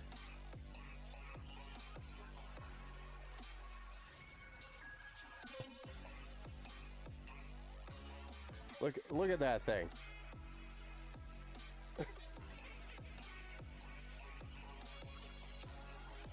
No, I'm just kidding. I'm kidding. Here's the real thing. Arctic Special Edition, 1 of 2 made. Yes. No, here's the real RTX 4070 Ti Super. Sorry. No, this actually came out of a customer's build that was in here. And I have not seen this Arctic cooler in forever. but I wanted to use that at least once on the stream. But I've not seen it so jerry-rigged. And look, watch this, watch this. The cooler on the GPU is just terrible. There's no mounting pressure whatsoever. And it hangs like this, and that's how it was cooling this GPU its entire life. And she brought it in because it overheats, and they wonder why. Basically, I refused to work on that, and I told her we're throwing that away and putting a different card in there. It's like a GTX 1650. It's maybe a $60 card now. They're not worth a lot. You just got one of those? Oh, yeah. The 4070 Ti Super, didn't you? Yeah. And also, Chamber Tech wanted to see what this cooler was doing on this CPU. So, I don't know if Chamber Tech is around, but maybe somebody go ping him on Twitter and tell him we're building the build with the Liquid Freezer 3 on the Intel i9. Forgot to wrap it with duct tape. Gigabyte fixed their bending 40 series GPUs. Bending 40 series? What do you mean bending? Are you talking about the board breaking? Or cracking? That was Gigabyte. And yeah, that has been solved a while ago. That has not been a problem. That's mostly a problem on like the 4090 or the 4080, I think it was. But I think it was mostly limited to those cards. It was not, if I remember correctly, any of the smaller cards. So I'm not worried about it here on this build. Okay, so let's run through this. Start off, we have our Intel i9 13900K. So we have a 13th gen Intel i9 CPU here, which is going to be performing with 24 cores, 32 threads, and a maximum turbo speed of 5.8 gigahertz. The 14th gen, I think there are a couple more cores on there, if I remember correctly, and also it has 6 gigahertz max turbo, and that's really the difference. I think it's just slightly a little bit more efficient, if not the same efficiency when it comes to power, but it's pretty much the same CPU, in my opinion. Cracking. Yeah, the cracking on the PCV, that was, I thought, limited mostly, or mostly on the bigger cards like the 4090. So, where is it? We're going to be using the Arctic LGA 1700 contact frame. So if you're not familiar, Gamers Nexus actually did a really good big review on these, and I know there is a little bit of a complaint on the pressure to the CPU, the mounting pressure, but it's really more of the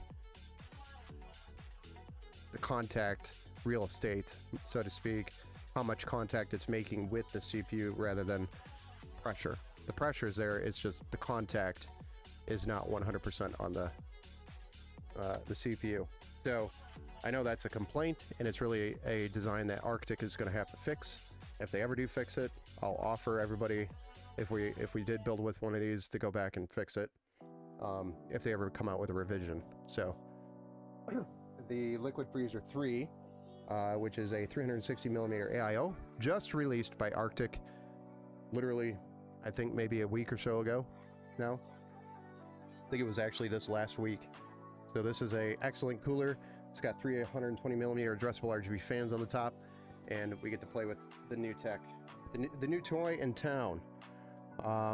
We'll be using the Arctic MX6 thermal paste, which is included with that cooler. And then we're going to be using a Gigabyte Z790 UDAC ATX gaming Wi-Fi motherboard. So this is a Gigabyte motherboard paired with a Gigabyte graphics card. That's what we want to see. We're going to be powering the rig with a 1000 watt power supply by Thermaltake, which is 80 plus gold. This also has the 16 pin PCIe Gen 5 ready connection. So it's the connection directly from the power supply to the card, which is what you want. You want to limit how many connections or failure points on that connection as much as possible. So it's a direct connection from the power supply to the graphics card. Except I do have an extension cable here, or a direct cable. I think I got a direct cable here. Pretty sure I did. not the extension. But I might have been stupid and ordered the extension. Either way, it'll be fine. 2 terabyte M.2 NVMe PCIe Gen 4 SSD, which is by Silicon Power. It's the US75, which has read-writes up to 6,500 megabits per second. So 7,000 read and writes up to 6,500 megabits per second. So this is a great SSD. Has a Samsung 990, almost 990 performance at a fraction of the cost. And then we have a G.Skill Trident Z5 RGB series. This is Intel XMP 3.0 ready. But we've got a total of 32 gigabytes DDR5, 6,000 megahertz at CL32. That's two 16 gigabyte sticks. Intel XMP 3.0 certified, and again, this is G.Skill Trident Z5 RGB series. So I've always liked the Trident Z kit, especially the Z5 RGB for DDR5. And it's paired with a gigabyte GPU, which is the GeForce RTX 4070 Ti Super. And this is the Eagle OC 16 gigabyte. All 70 Ti Supers are 16 gigabytes, but this is the Eagle OC edition, which has WindForce and the factory overclock by Gigabyte. So most of the 4070 or 40 series include the DLSS 3, ray tracing, reflex, and studio features, which they have on the box, and you can always go online and read more about it. But this is an absolute beast of a card, which has the 3 fans on it, not the 2. It looks like a 2-fan card because the box is so short, but it is actually a 3-fan card.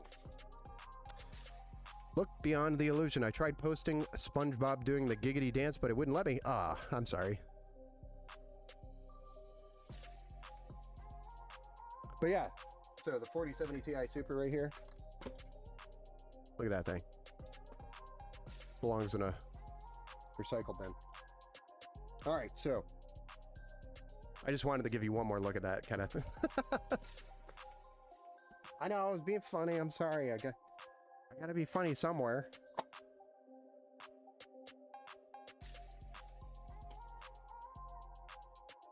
Kenneth hasn't said a word since I did that. I think he's upset with me. He doesn't like me anymore. He did not appreciate the joke.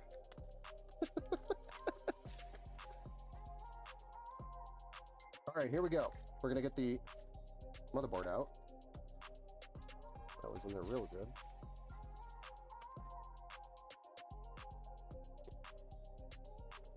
And this is going to be a little bit unique because this is the first time I've ever installed this Arctic cooler, which has its own back out here, which has its own mounting bracket or contact frame for the CPU. So we're going to dump the CPU in there, and then we're going to have to go digging in here to get the contact frame out. And it's going to be a new process. Slightly new process.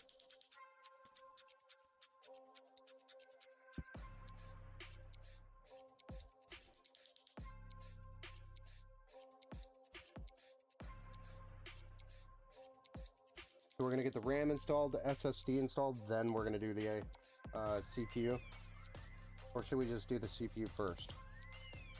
Let's just do the CPU first so we get that out of the way. And so the RAM just isn't in the way if we need to get in there.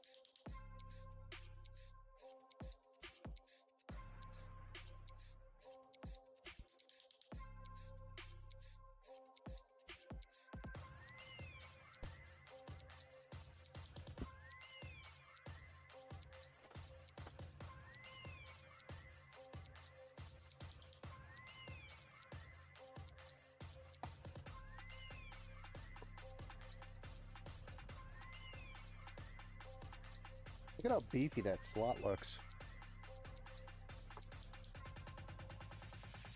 We could probably zoom in here.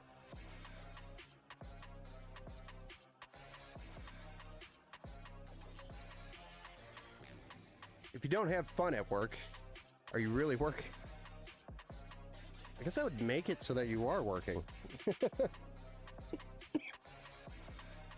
Alright, so this is the contact frame that we're going to be using in replacement of our normal LGA 1700 contact frame by Thermalright. Alright, if we start using these coolers and it works out good, and I especially fix that weird problem, might be using these.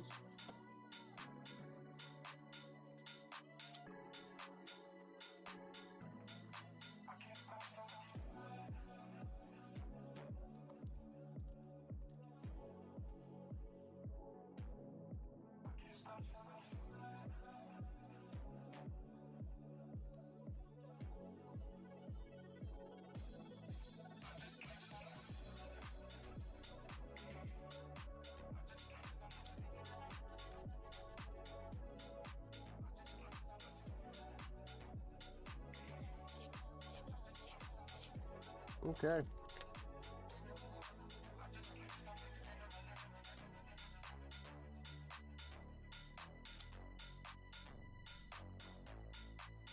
Drop the CPU in there.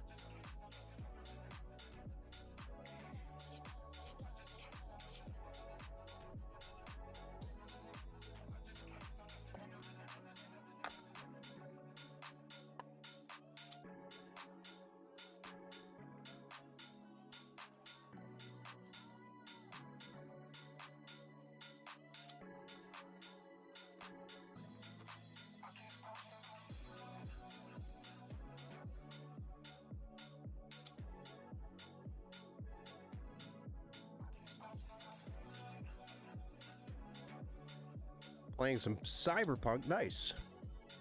Hell yeah, I think I've the same board. Yes, you do.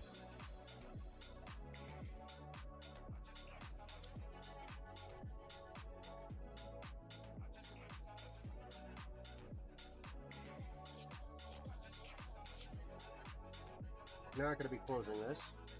We're going to be removing the back bracket.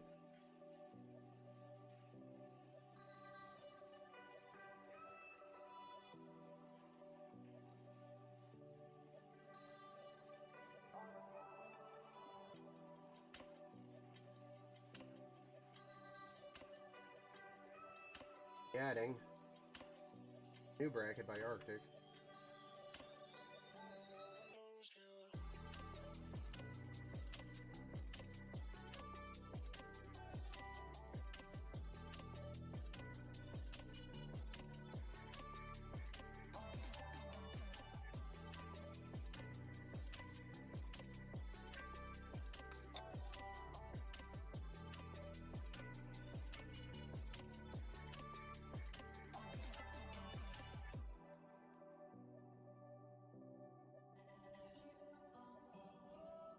Nice.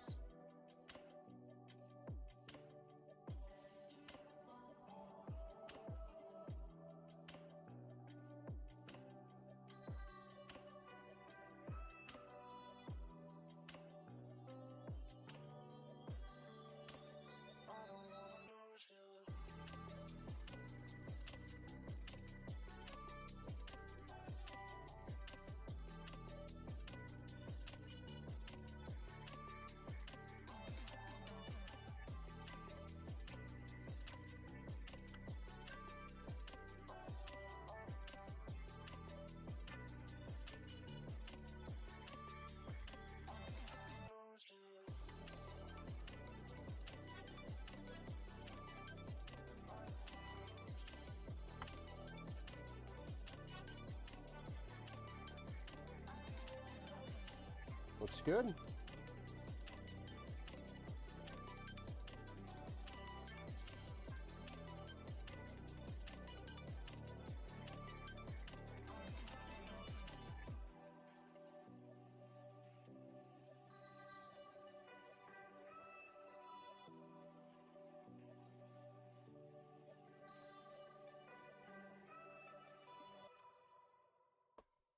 All right.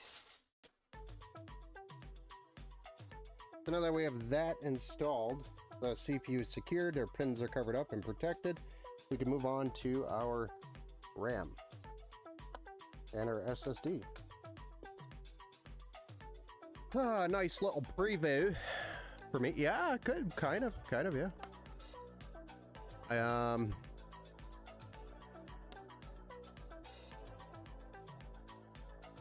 think pretty close to the same build, actually.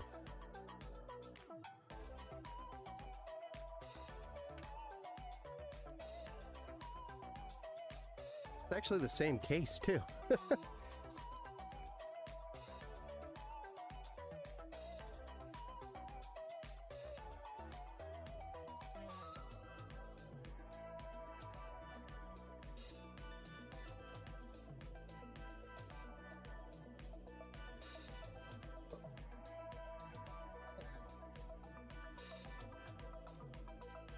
The old Michigan, oop. Oop.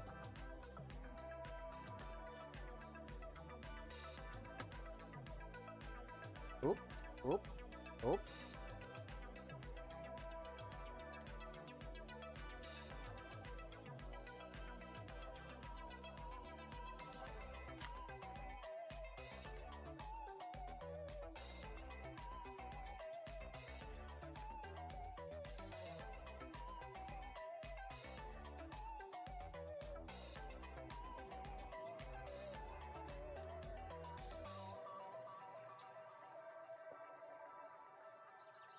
This is our 2 terabyte M.2 NVMe Gen 4 SSD going in here. That's the US 75.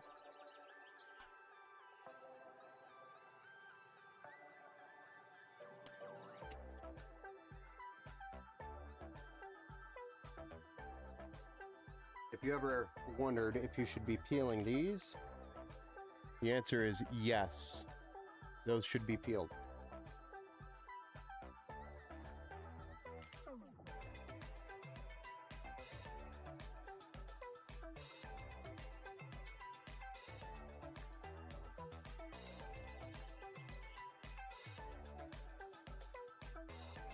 All right, so there we go. We got our CPU installed, our RAM installed, and our SSD, along with our contact frame for the cooler.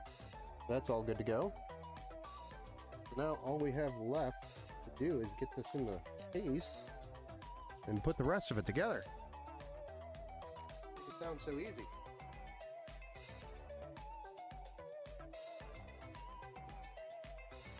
We are ready for the case. Got the cooler way up here. Move this over here. And we'll get the case out.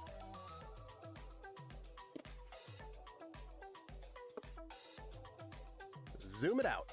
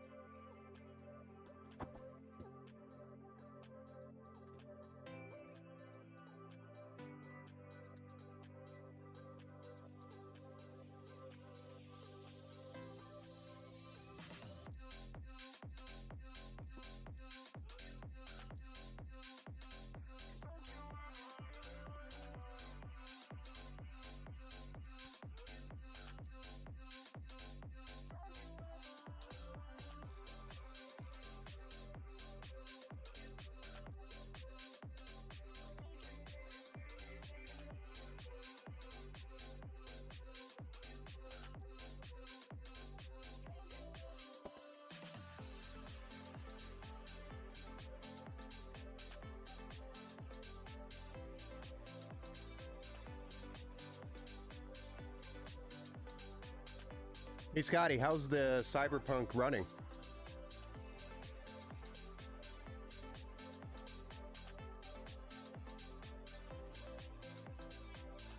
This is a Montech 903 Max. The Air. Well, I have Montech, once again. But, very good case.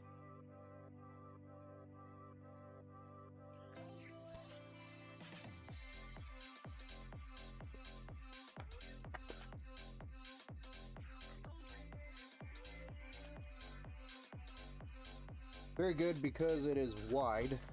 So the width of this case here makes it so that we can put in some pretty substantially large cards. So you can see this extra gap, almost the entire size or length of my index finger, between where the graphics card would sit and the glass. Which means you could put a 4090 in here and not have to worry about cables being rubbing up against the glass. So that is one of the main reasons why I like these, is its width.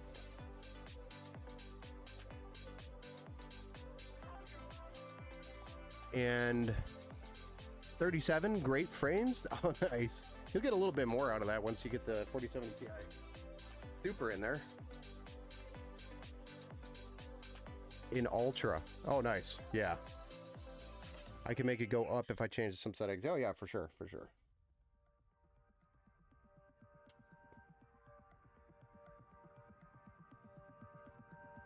All right. Let's go ahead and drop the motherboard into here.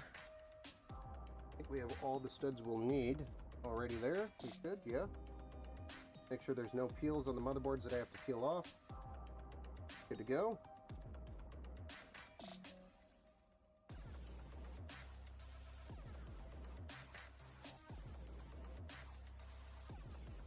Make sure that cable doesn't get wedged. You know. Make sure it all cleared nicely. Good. And then we have our hardware kit from Montech.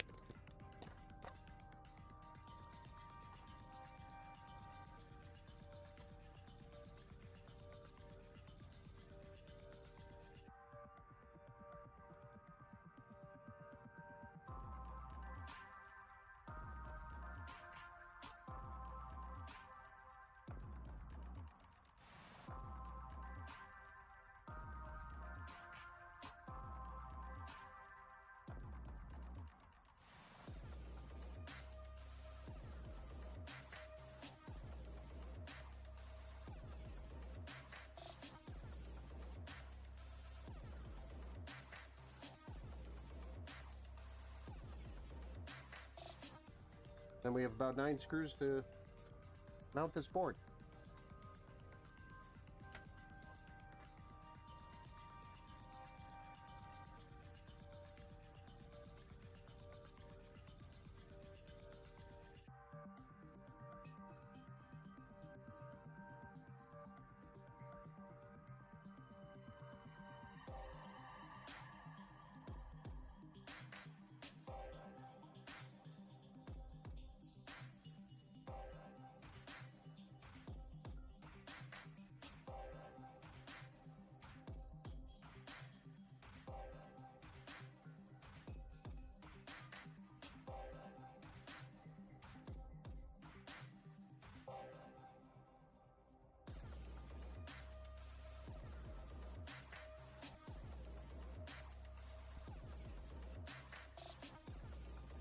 So any big plans for the weekend for everybody? Or is just hanging out kind of the plan? That's what I'm looking forward to. I got to figure out how to change a Jeep headlight tomorrow on one of the newer Jeeps. My mother-in-law's headlight. I told her I would do it. Because the dealership, guys, the dealership quoted $1,000 to replace a headlight light bulb. Let that sink in for a second. To change a light bulb on an automobile, the dealership is charging $1,000 to do it. It's enough to blow your hat off.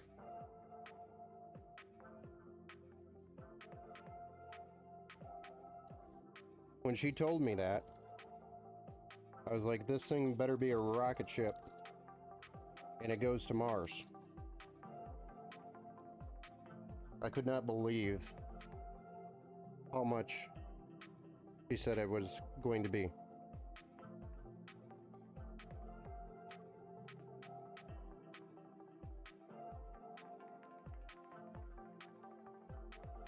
I about fell out of my chair. That's pretty intense, yeah. Exactly. That was insane. I couldn't believe it.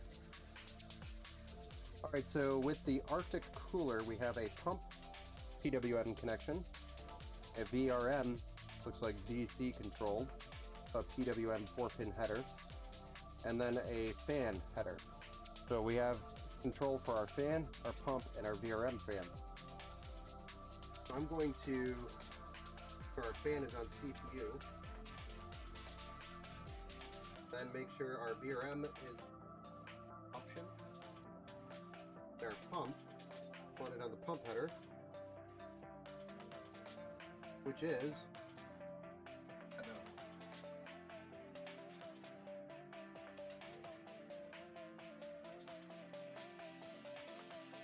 pump's way down here on this motherboard. Pump is way down here on this motherboard, and I don't know why. I forgot about that.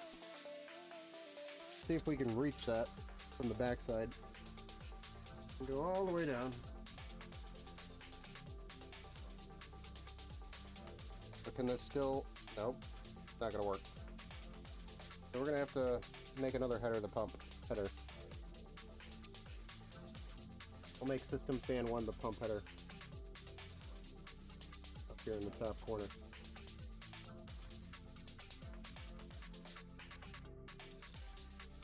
Just retarded.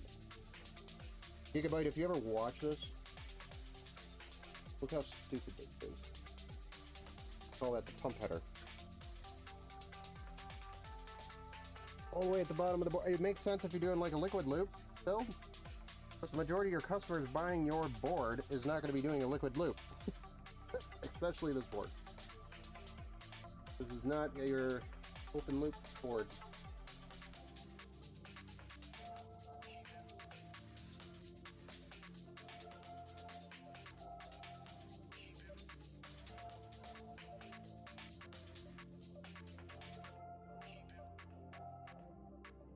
Alright. There we go. So now that's ready, probably to go to the block. This is most likely where that's going to go. And then we have one more, which is called CPU. Okay, that makes no sense. Why do we have 3 separate and then a set? I should probably read the instructions. Oh wait, I forgot. Arctic does not send an instruction booklet. You have to go online and watch their YouTube video. Let me go look at this thing.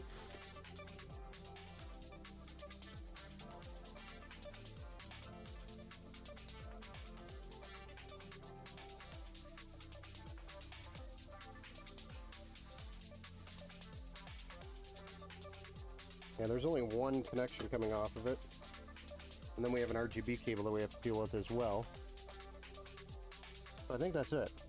So I guess if you only wanted to run one connection, run it all at the same speed, or let the software or the hardware decide what it's going to do, you could do that.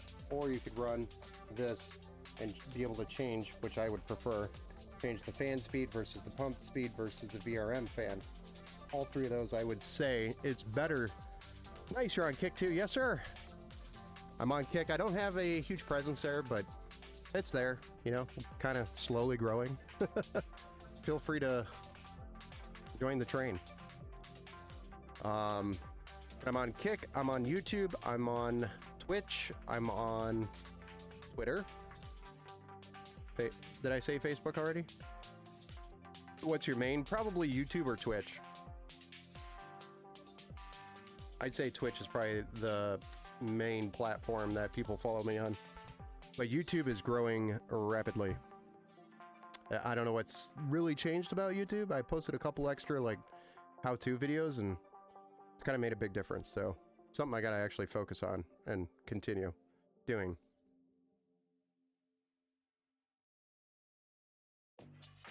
I need to hire somebody to make me stay on target with videos and stuff. Like, keep me accountable for my videos. That's what I need. Not to make the videos, but to hold me accountable for not doing it when I don't do it. All right. So we're gonna just, I guess we should probably get these EPS cables installed up here at the top, because if we don't, it's gonna wreak some havoc here. Once we get that cooler installed, it's gonna be impossible to get to. Thankfully, we have extensions. So we're gonna use these extensions, kind of work around that soon to be pain in the ass situation.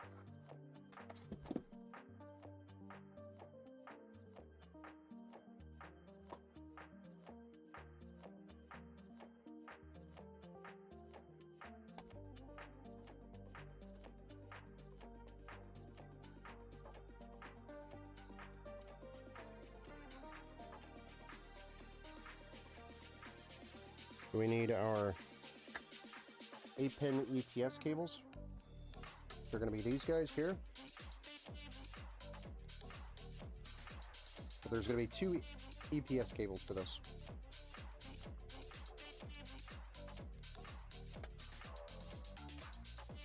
Let's go ahead and get these plugged in. Then we'll do the case. Listen, I'm build mode after working on mine all afternoon. Whoa. You can hire me to build for you? Yeah, I mean, if you want to come on over and build anytime, you're more than welcome to. Always got a build to do. Short form is important. Yeah, I know it is. The shorts are important. And I started playing around with them, and it made a huge difference.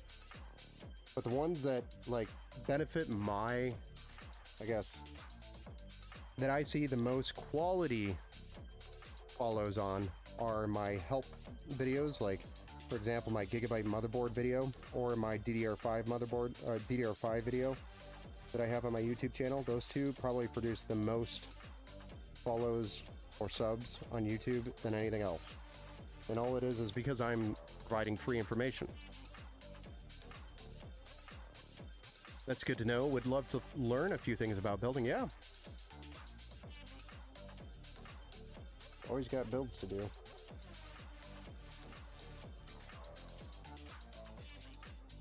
I've done one-on-one streams as well. For example, the Judge Drudge,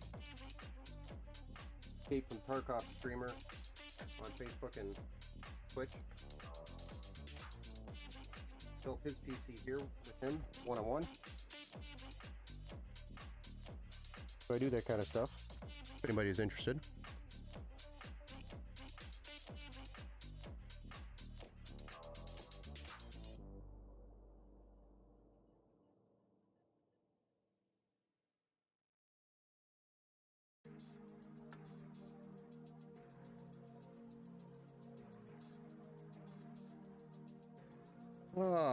Is there any significant difference between the 12 gigabyte and the 16 gigabyte? This is exactly why I wouldn't build a PC myself. So what is the difference between 12 gigabyte and 16 gigabyte? Are you talking about in the graphics card? Or are you talking about... With the graphics card, it makes a difference because that's VRAM. That's video RAM. That's how much RAM is available for your graphics card to use. Especially if you're playing in higher resolutions, it's important because the higher the resolution, the more VRAM you're going to need. So if you're playing, for example, 1440p or 4K, you're going to want, 12 to 16 gigabytes of VRAM at least to really have a good experience with 4K. 1440p, you can really get away with 8 to 12 gigabytes. No problem. But you'll see its limitations on 8. So 12 gigs, it really just kind of helps with the higher resolution stuff. That is where it benefits you. There we go. We got the cables in. Now we are probably safe to install the radiator to the top of the case. I'm going to get the bag of screws out.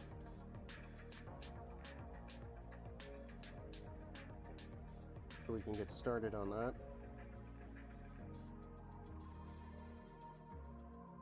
There's some washers here I'm going to use. There's a new feature that UPS unlocked, which is grab the radiator and throw it outside of the top of the case. Pull the screws right through the case. So the washers that come with AIO radiators, I make sure I use them anytime I run into that.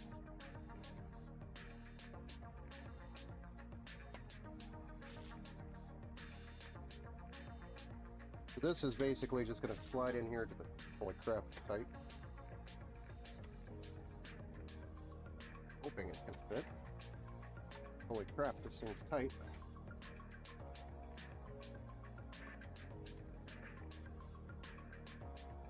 Come on.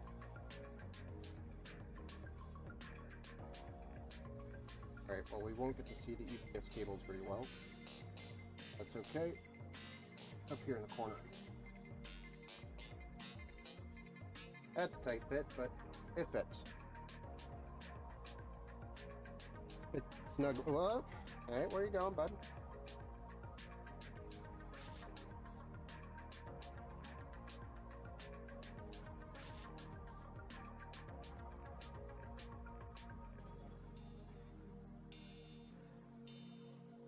Kind of bulges out the top of the case, but I'd rather the radiator stay in the PC or at the top of the PC while it's being shipped or moved in any way.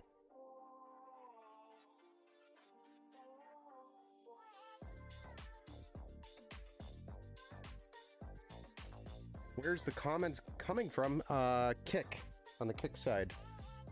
So it's a mixture of Kick, YouTube, and Twitch.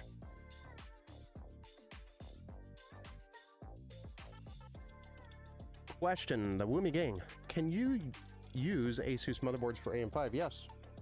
Yes, you can.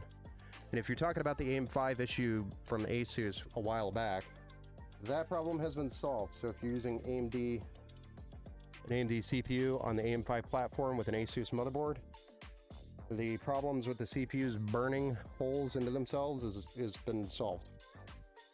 So anybody that tells you not to use an ASUS motherboard with an AMD CPU because it burns a hole in it is an idiot, because they haven't kept up on times.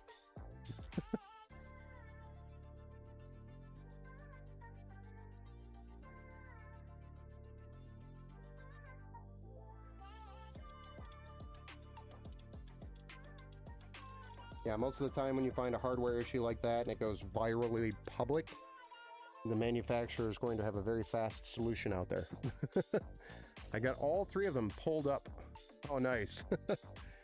So do we have to update the BIOS immediately once you get the motherboard? Yes, 100%. So for example, on both of the builds that I'm doing tonight, after I install Windows and get the drivers installed, or actually before I even install the drivers, I will go over and generally do a BIOS update, yes. So that is typically the process that you would want to do. You won't miss a comment.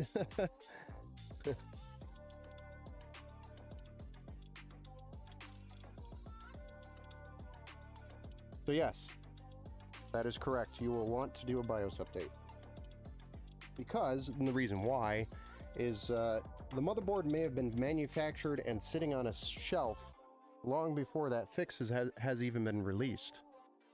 So you might have gotten a board that's been sitting on a shelf way before this fix was even, the problem was even discovered. You might have a board with an old version of BIOS, so it's always best out of the box, brand new. Download and install, or download and update your BIOS immediately. That is the best practice.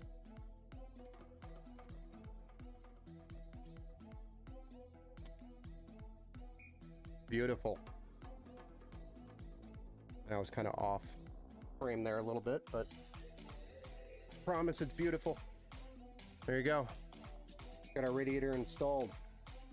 So now the next step is to get this guy installed, this block onto the CPU. Again, this is my first time installing this bad boy.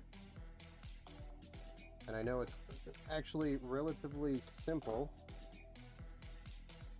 Okay. Okay. So I'm gonna thermal paste it up and block it.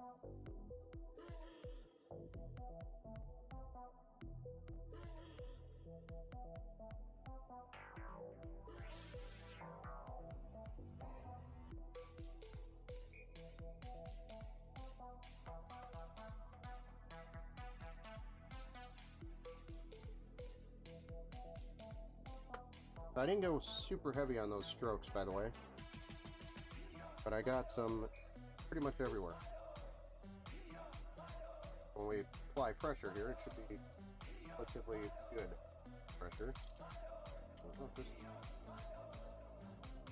it does say here.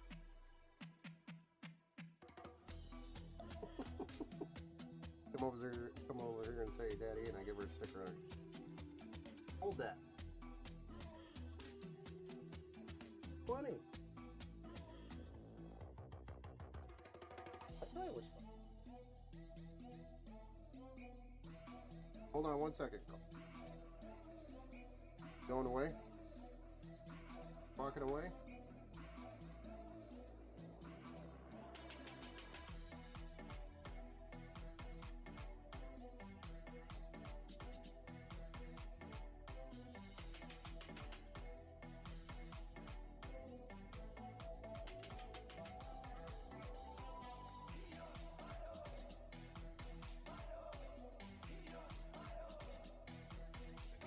Spring-loaded designs.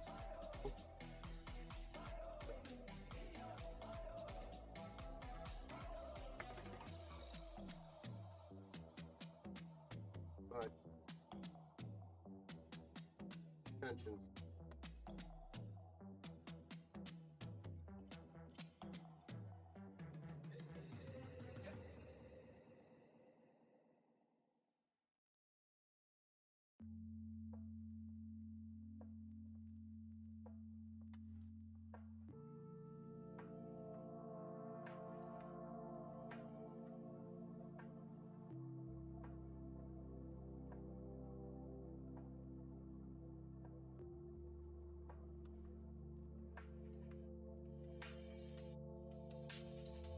Before I put the cover on here, I'm going to run some zip ties on this quick.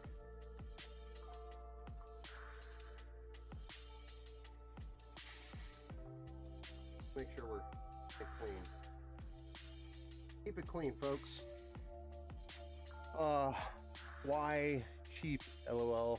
I missed half that conversation, guys. I had my head down.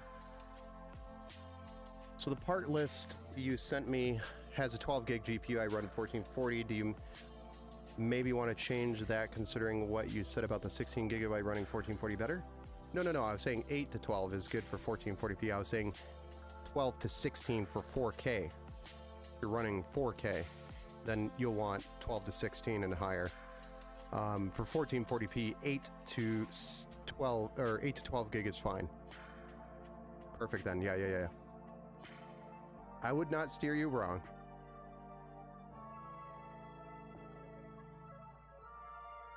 But if you wanted to go with a 16 gigabyte card around the same price range that we're going for on your build, I would actually change your build to an AMD graphics card.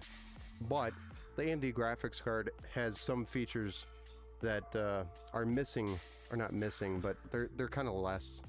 The features don't perform as well as NVIDIA when it comes to streaming. NVIDIA, generally, anytime somebody comes to me and says, hey, I'm streaming, it's immediately an NVIDIA build.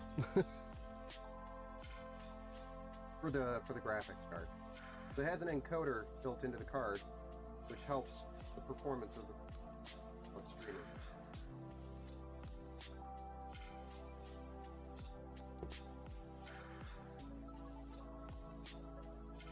But generally speaking, if we are streaming, I'm going to direct you to NVIDIA. Unless you absolutely want AMD, which is, it's not that AMD doesn't work. Not that at all. It's going to do a better job.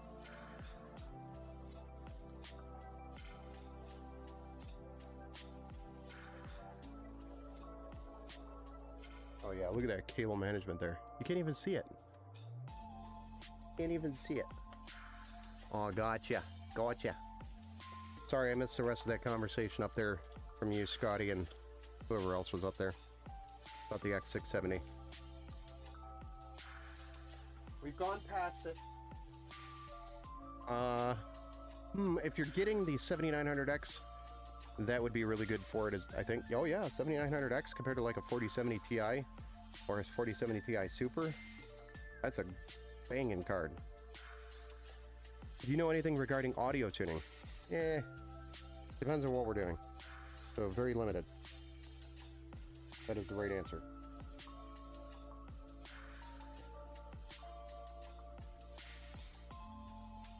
If I ship one of these, this has to be packaged separately. Gotta be some sort of pressure on it. But crap, this fall off.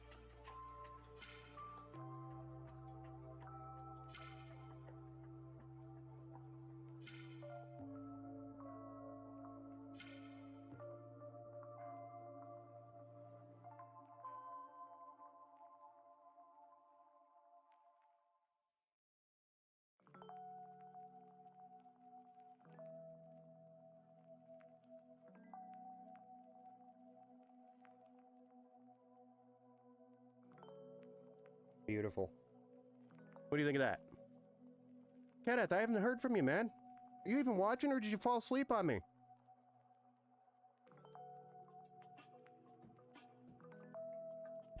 Just need to know how to pay me. I'll either do, if you're financing, then you get started with the pay tomorrow on the website, and then just...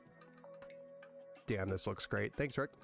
So you get started with pay tomorrow if you're financing. If you're not financing, then you just let me know and I send over an invoice for the custom build, and then you just go through the invoice and pay it. Yeah, financing is an option through Pay Tomorrow on the website. You have my link tree. Go to my link tree and go to the financing page. Here, I'll drop it in the chat. I don't know if it'll actually drop it in Kick's chat here.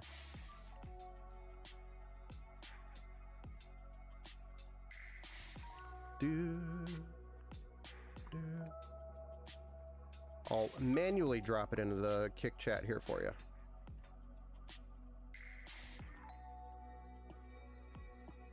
There we go. Just didn't know that was an option? Yeah, it's an option. But if you go to the link tree and scroll down the list to financing, it'll take you right to it. You are the truth. Thanks.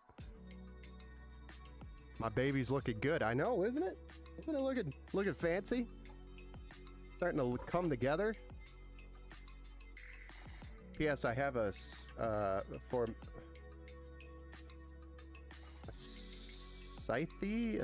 Fuma 3 cooling my 12600K.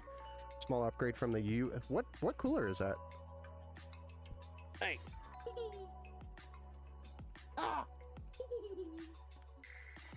Upgraded from the U12S Redux from Noctua. Okay, gotcha.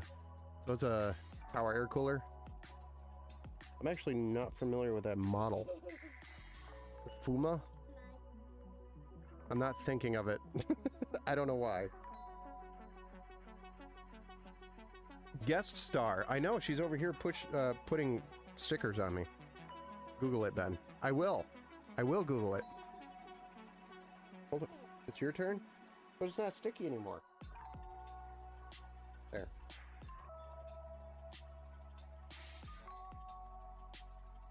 Ah. Now you're stuck with warning. The Little Miss has warning. Please peel off label before use. Go tell Mom she's got to peel this label off before using. Okay.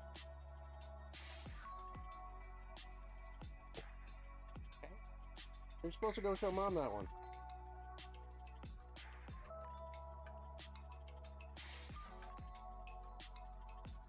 It doesn't stick very well anymore. Sorry, kiddo. Alright, we'll move on to cable, the 24 pin, and then we got to get the front panel connectors on there. I still haven't done those. Kicking that can down the road as far as I can. And then we have to Drop a graphics card in here? Is that really where we're at? Wow. We're doing pretty good. I'd say for Arctic and the installation of that cooler, it went pretty smooth. I do see where some of the contact pressure could be improved simply by making it a cross connection rather than the two down the middle. I think if you go back on Gamers Nexus video and take a look at that, you'll see where the problem probably is. Where I believe the problem is anyway. But I mean, overall, it's still going to perform regardless with the... it's just an improvement that they can do to make it even better. Because we expect perfection. Perfect head interior design. Yeah. What? Sorry. Inspected by number 32. Oh no, not the cable cones. Yes, more cable cones. Ben's favorite part of the build. I love cable cones. But what was that? I'm sorry, I missed it in the chat. It's already scrolled. You may not see it, but I have all of my chats from YouTube, Facebook, Twitch, Twitter, and Kick all on the same window here. So it scrolls. I'm not lying when I missed it.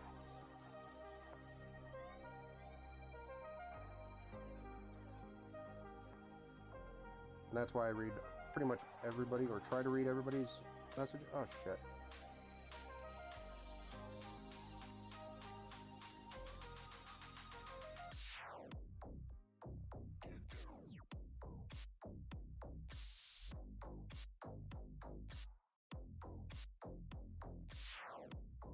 Okay, so I can play right from the invoice link you sent me via Twitter.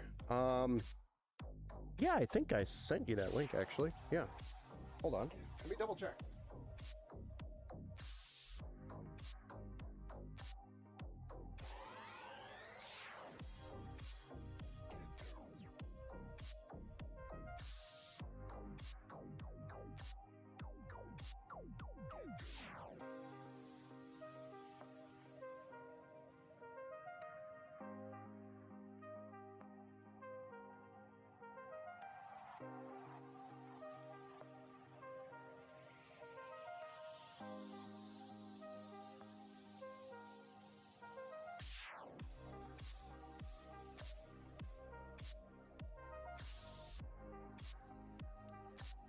Yes. I already sent that link over to you, so yes, that is correct. Gotta go to bed? All right, man, no problem. We'll see you later, Scotty. Thanks for hanging out. I appreciate you, sir. With the stickers. Yes, with the stickers. Or H5 Flow for 120mm silent. I'm sorry, I've missed.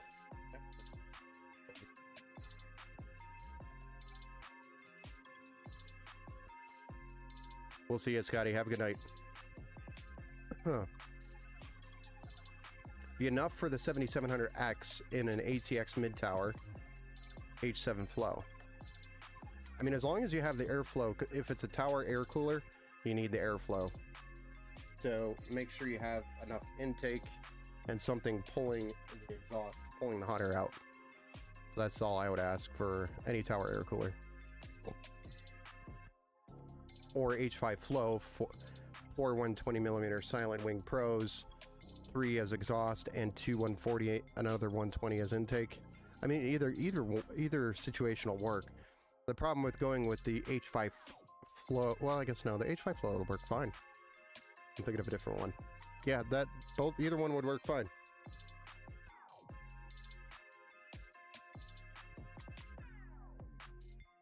So, all right, finish this last cable comb and get this plugged in, and move on to the next. Point out.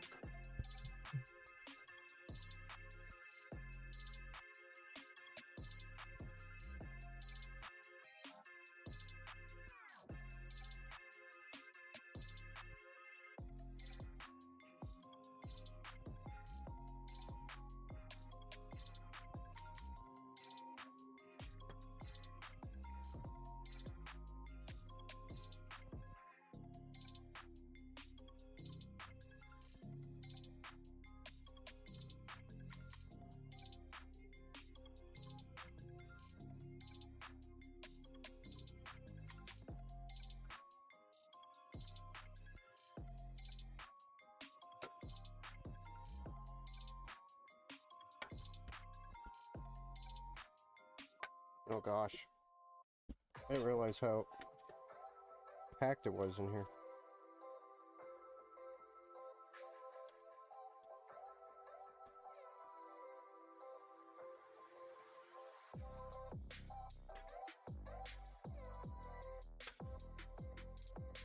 That's because the majority of these need to go down here.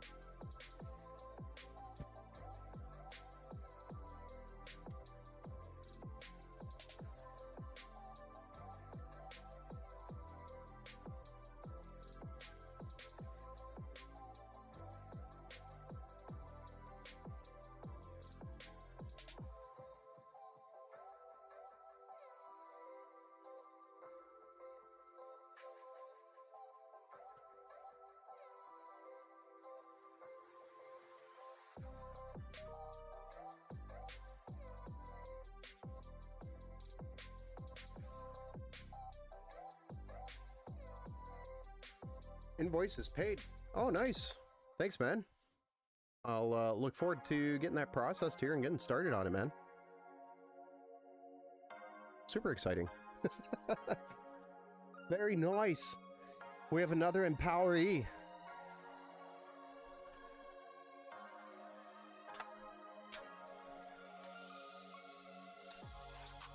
Another one joined the club.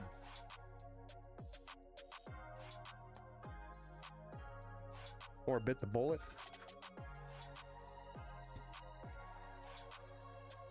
Depends on how his wallet is feeling after that.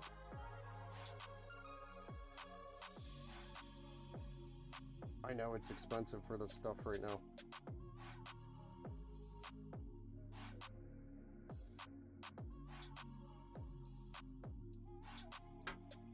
Trust me, if I could build PCs for cheaper, I totally would.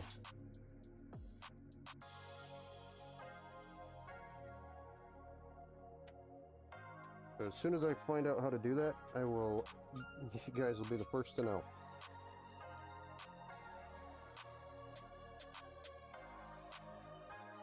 I don't like that. Come back through. Nope, don't like that routing. Much better.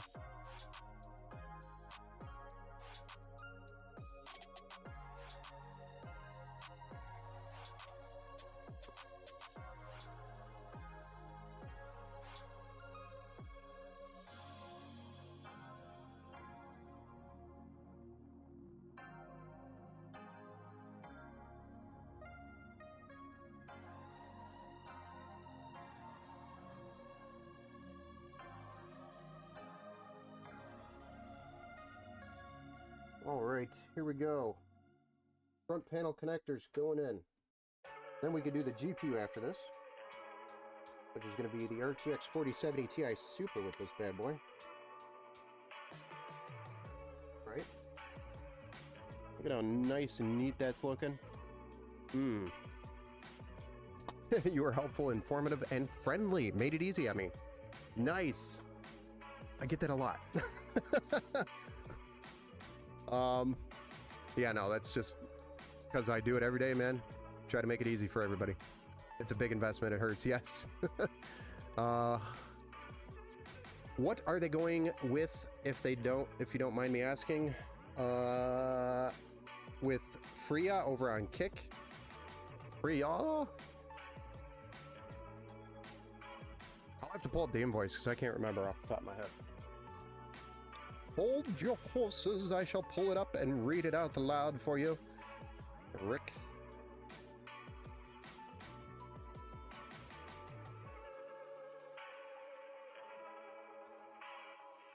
Right?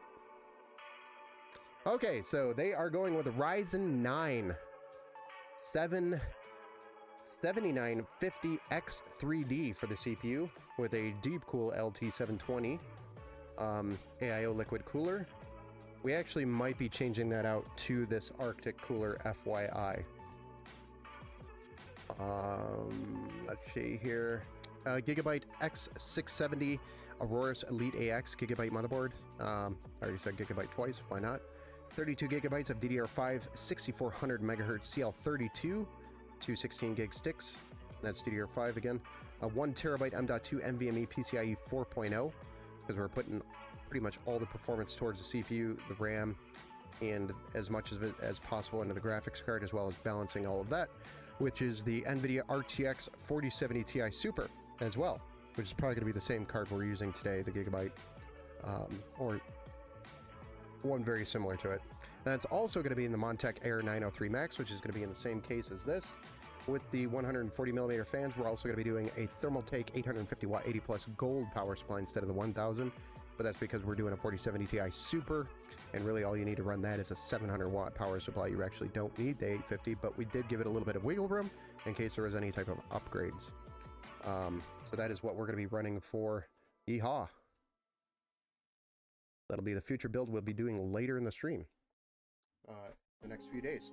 Congrats. Rick, nice. Great sounding build. So Rick over on Twitter says it's a great build. Yeehaw. Yes, it's TI Super. Yes. Yeah! Is that more like is that like a Western theme? Like, yeah! Or is that what it's supposed to be? Or Yahweh? Or what is that supposed to be? I have to know now. Gotta know that I'm doing it right.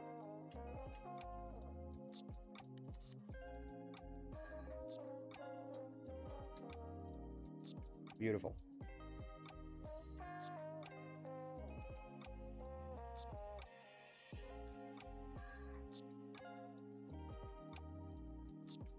Yahweh is the original name for God when God that was written in the Hebrew scriptures. I did not know that. Didn't know that. But good to know. I thought it was Yahweh, like a yeehaw or a Yahoo, or what is a Yahweh? Yahweh. Got it. Good to know. I will remember that. So you go by free, like free Yahweh.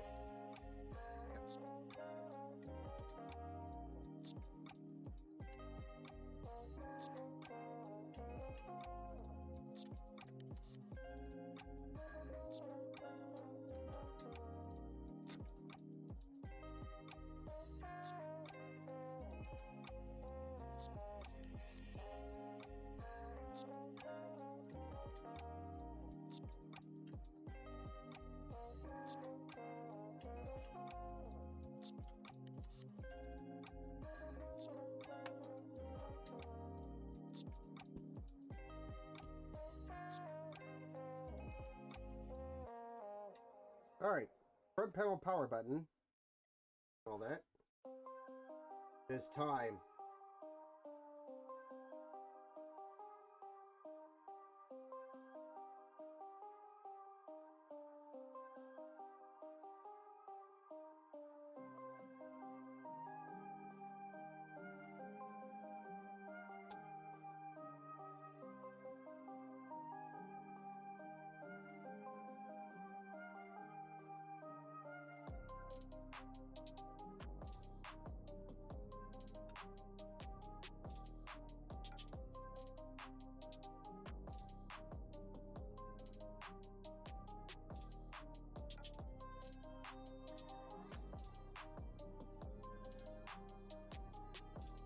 There we go.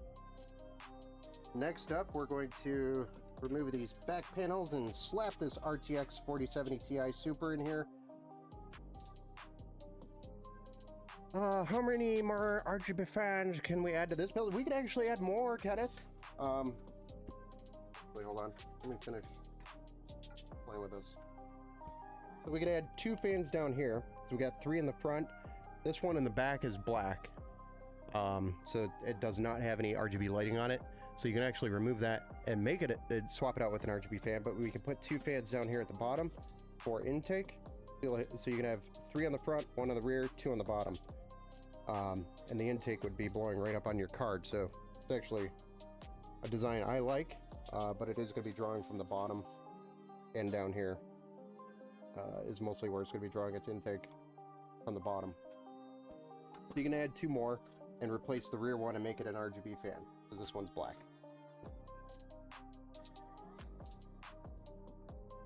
Black with no RGB lights.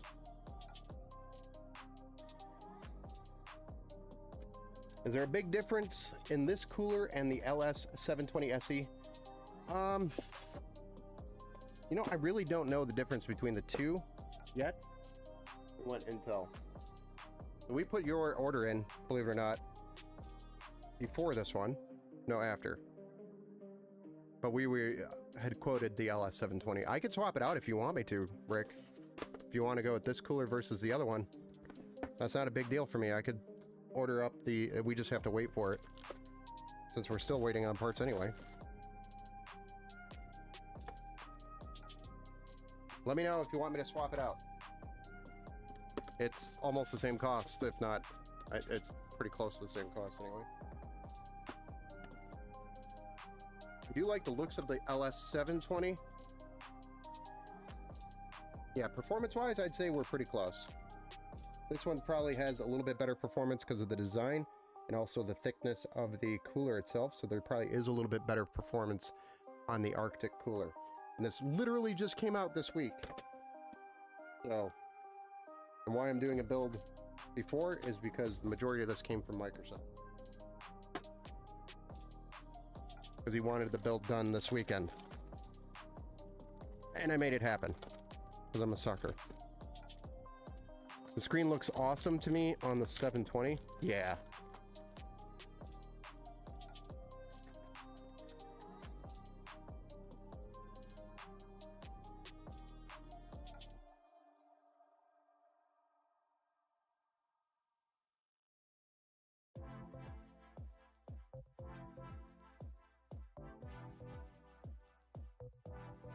It's the LS720 digital is what we have for you. So it has the little digital screen on it that shows the temperatures. That's it. You can't adjust that though. Only going to be showing the temperatures there.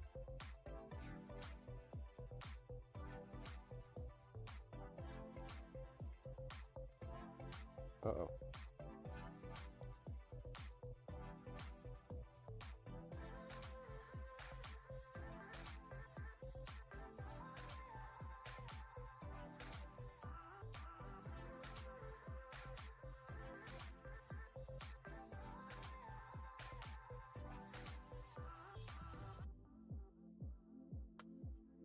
There we are. Graphics card installed. 4070 Ti Super.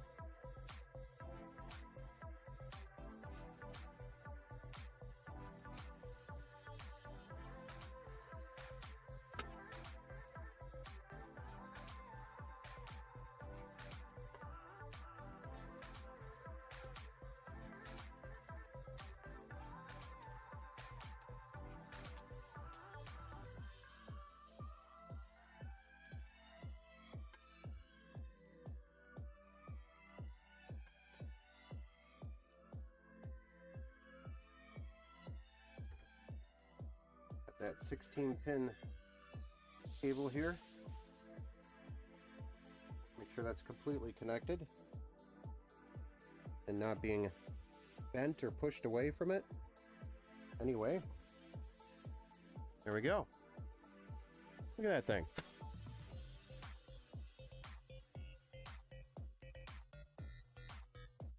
More like 4070 Ti. It's super easy to install, thanks. I'll pay for that black fan replacement. Okay.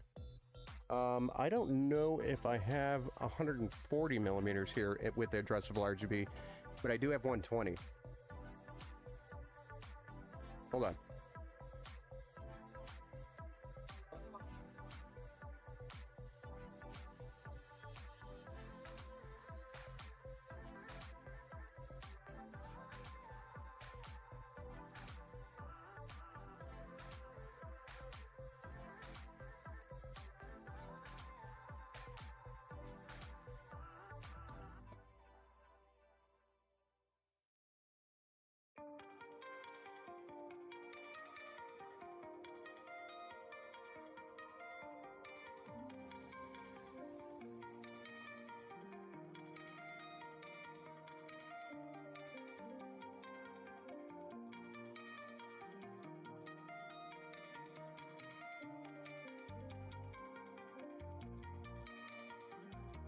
But like I said, I do have a 120 millimeter, not a 140.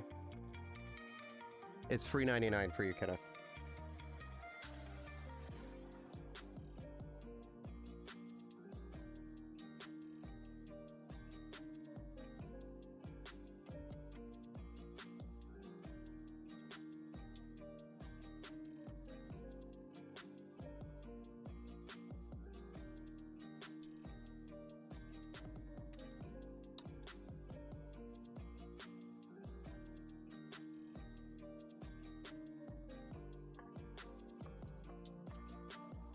I think the most difficult part is going to be feeding this cable through to the back since we already have the radiator in there.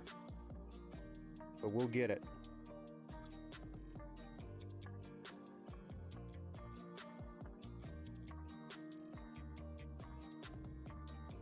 No problem.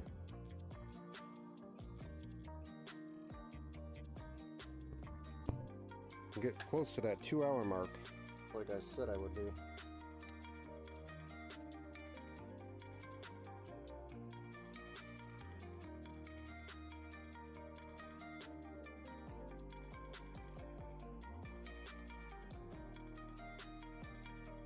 Oh no. There's a flaw on this one. Hold on. Find it over.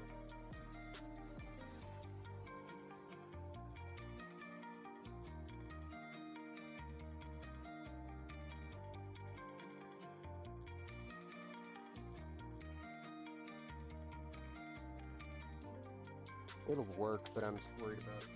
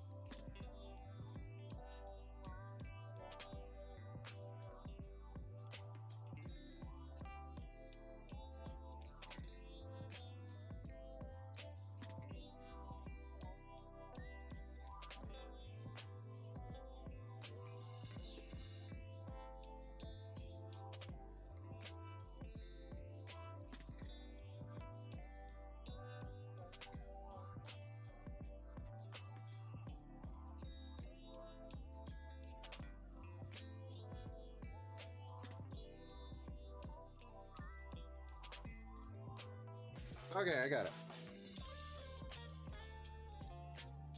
Much better. It's the fan that pushed it past the 2 hours. I know! The fan did it. I would have been fine.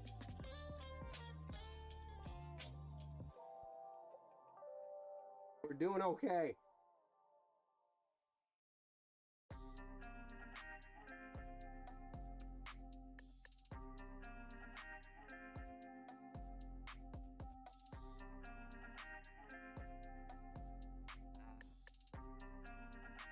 Daunt it.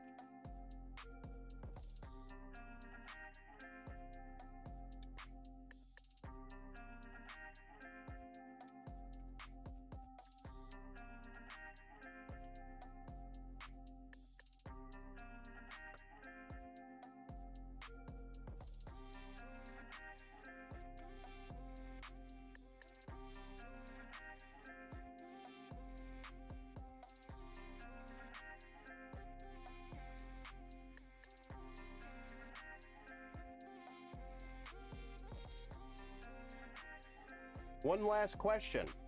4060 Ti 16 gigabyte or 4070 for Blender and Maya? I think the 4060 Ti 16 gigabyte will do just fine for rendering like that. I don't think the 4070 is going to do much better for rendering like that. Might make a difference in things like Unreal when you're testing and stuff, but that's because you'd be testing things like ray tracing and stuff like that.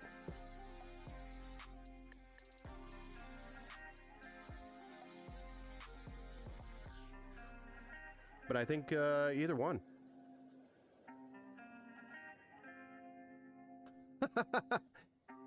I'll hook you up, Rick, don't worry. I just saw your comment above. I'll hook you up, don't worry. Dang it, Kenneth, look at what you started. Now everybody with this case wants an RGB fan in the back.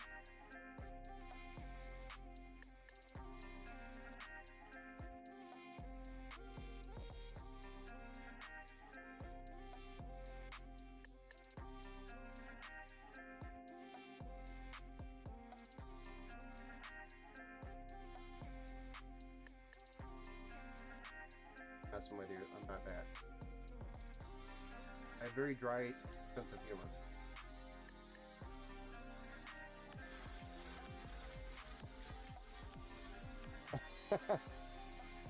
Oh, Rick, dear God. For all those gifted subs, sir. How many was that?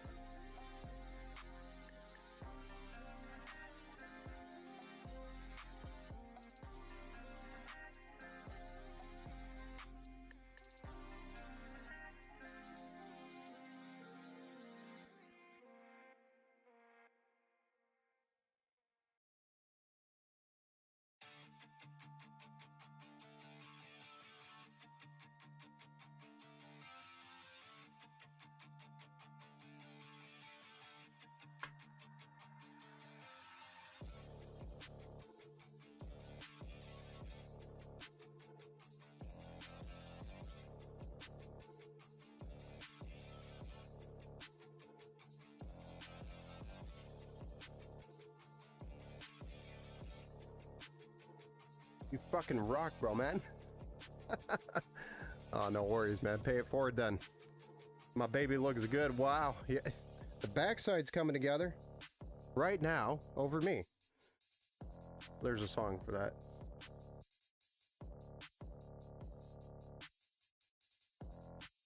Thanks for the gifted sub.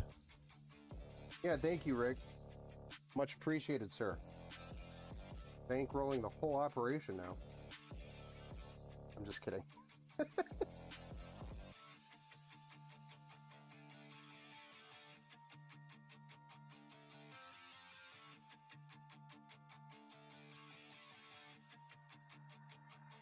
think the reset switch is pretty important, right, guys? I don't know why I missed that, but I did.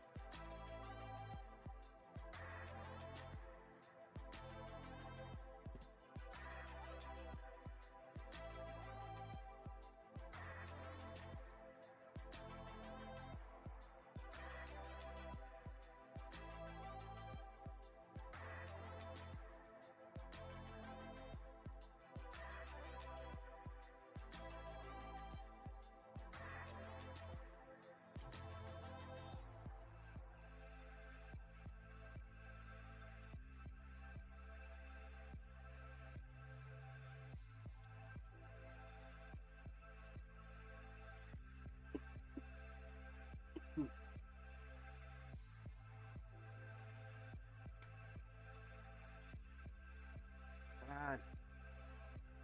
Stop with the zip ties, Ben. Too many of them. Star Wars quote.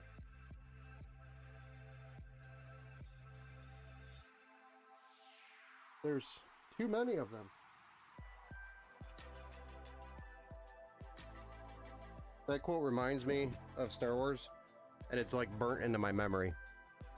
Because they're like in the middle of this massive fight and everybody's dying, and this guy goes, "There's too many of them," without any like enthusiasm whatsoever. It was just dry. That quote will forever burn in my memory. I will die on my deathbed saying, "There's too many of them," because that's one thing I'll remember as I lose my mind.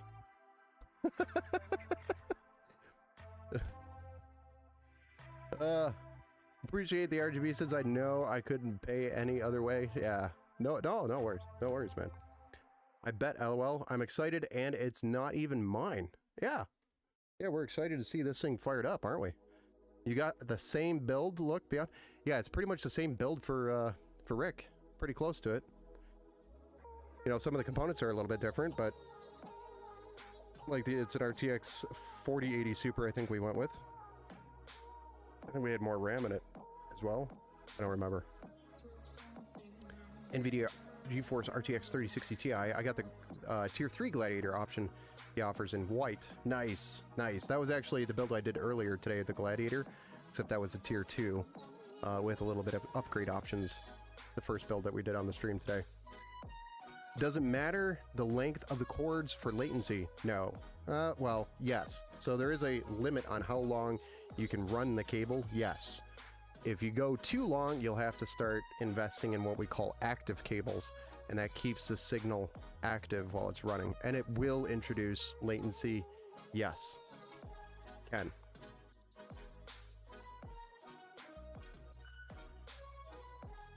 Power cords? No. Power is power. It's just driving down the line, regardless.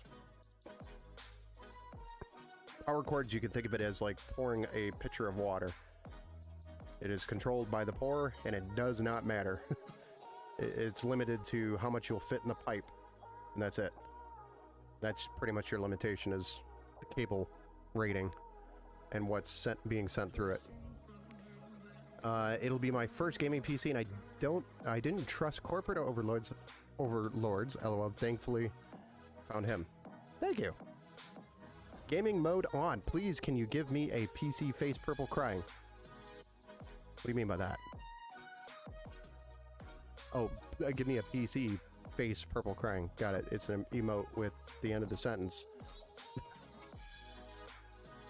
Oh my gosh. You can tell I'm tired, guys. We've been streaming almost 4 hours. Yeah, I'm super close on this build. Gaming mode on. We do PC giveaways. If you look at the top of this screen here at this bar right here, all of the profits that we pull in from the stream, so any subs, any donations, anything from the stream itself goes to that $1 PC giveaway. So once that bar fills up, which I have to double check it because I don't think that's accurate, but I know it's not full yet or close to it. But once that fills up, then we'll do a $1,000 PC giveaway or a $1,200 PC giveaway. So we'll buy all the parts for $1,200, and then we'll build it, and then we'll do a giveaway to all of our subscribers, and whoever donated to the pot will be included as well.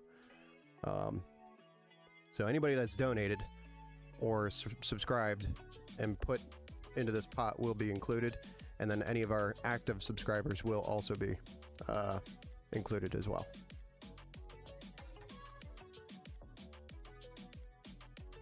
So that is one way we give away PCs. The other way is during Christmas time. We'll do a PC giveaway to local places over here in Michigan. Generally, it's to a family in need, and we'll make sure a gaming PC is under the tree. Thank you, sir. Thank you for the follow over on Twitch. Good thing is that you're future-proof. Yes, definitely future-proof. For as much as you can be on the platform, you are future-proofed. So what's the max length display port? I would say not to go any further than 20 foot without starting to look at an active cable. I would say go on Google and or YouTube and start researching like active display port cables or active HDMI cables, because that'll kind of give you the answer, or somebody else will probably give you a more detailed answer. But it's the signal loss, and an active cable will keep the signal active across the cable length. And I can't say for sure how much of a latency there's going to be. Nice, I'll go ahead and pay my shipping up front for the win. There you go. I only need like 8 foot. Oh, 8, yeah, you're fine at 8 feet, dude. No worries there. No latency worries, no signal issues at 8 feet. You are fine at 8 feet.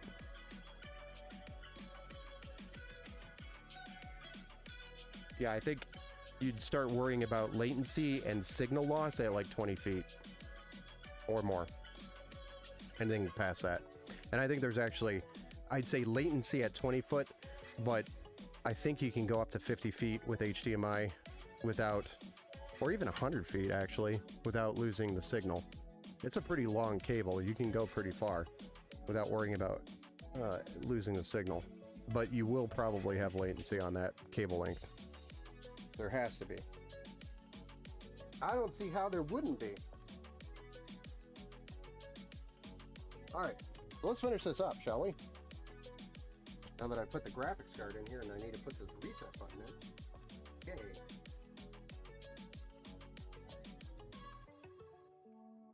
Special. There we go. Simple. Oh, this thing's turning out nice.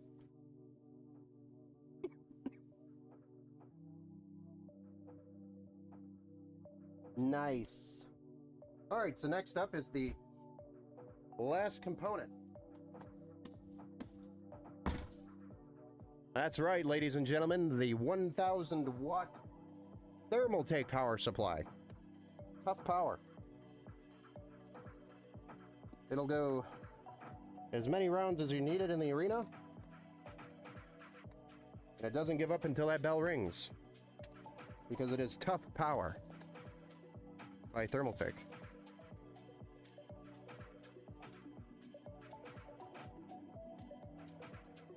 Indeed, Ken. And there are some bangers about to drop this year. Yes. Yes, there are. They're coming. They're always coming. I mean, if they stopped coming with new stuff, then they would stop making money, so new stuff is always going to be coming.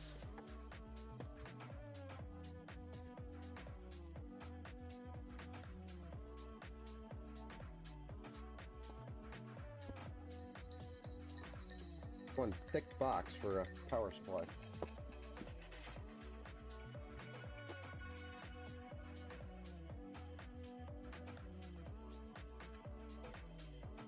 Tough power.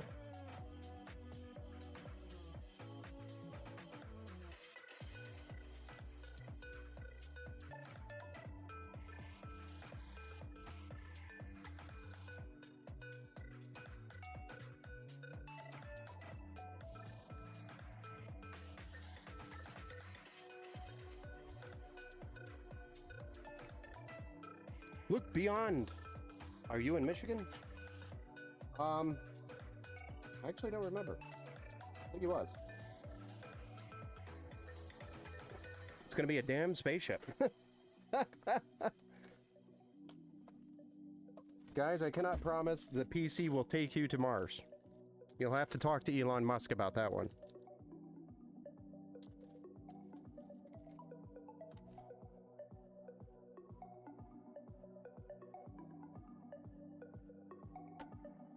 I do like Elton John, Rocket Man. It's like one of my top favorite songs. Rock songs. But I do not think that it's going to get you there. Cannot promise that. That is not in the fine print.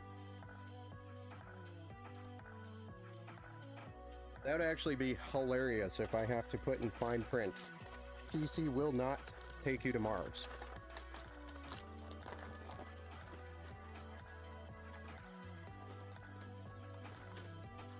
Or PT cannot be used as spaceship.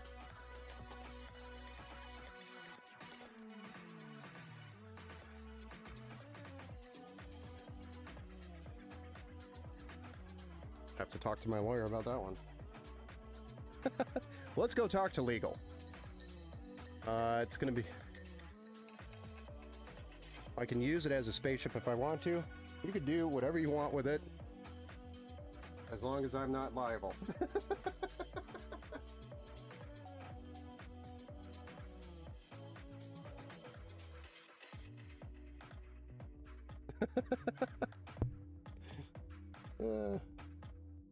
Oh boy. The adult side of me is like, danger, danger, danger. But the kid side of me is like, how could we make this a rocket?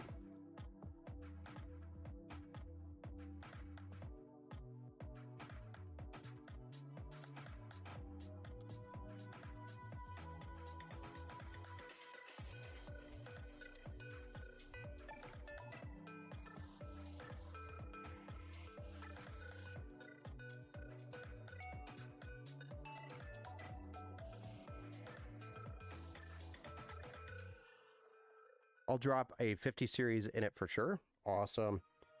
Well, your 5,000 watts gonna handle that just fine. That's for sure. Your power supply is ready to take it on. The PC will say, feed me. That's why we went with 1,000 watts on a 4070 Ti Super, so that you can upgrade.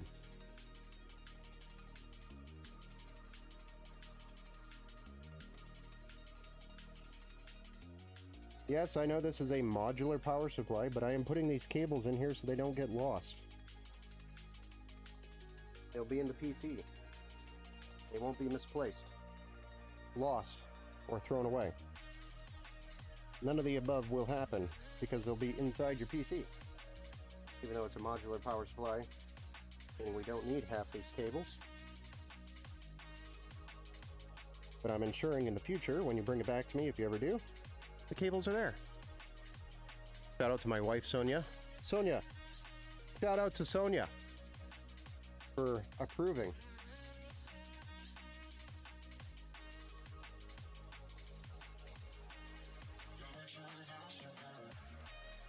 That would be Kenneth's wife, who is the wife of the owner of this build now.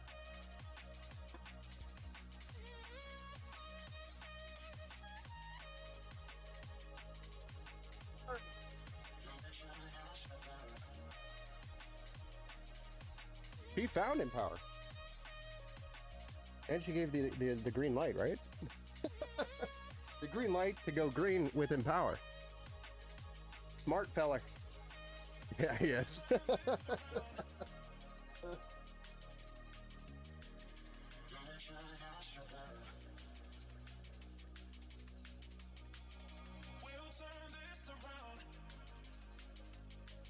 I don't pay for digital marketing, so when anybody searches for like gaming PC near me, if they're not searching in maps, it's really hard to find me. It's all pretty much word of mouth and recommendations. I don't pay a cent for marketing.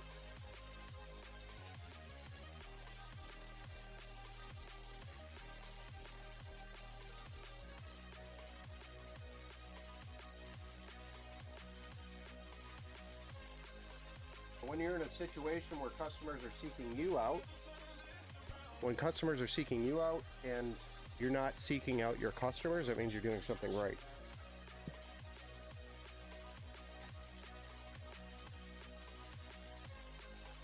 That is the thing I will never change, I don't think. Alright. We got our power supply installed. Now we just got to get these cables plugged in and we're ready to flip this bad boy over after full management. See what this bad boy looks like officially running live for the first time.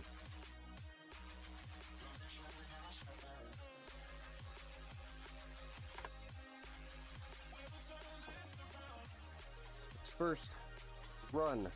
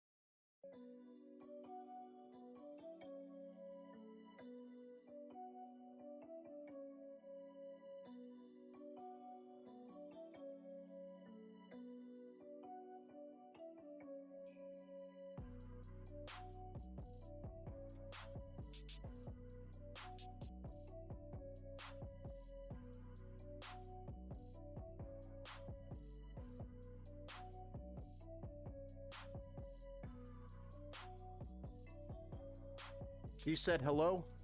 Very small world, I know.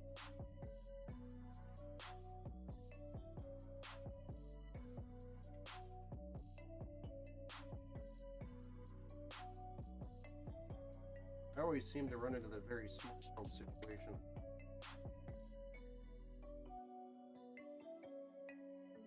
Popular around me.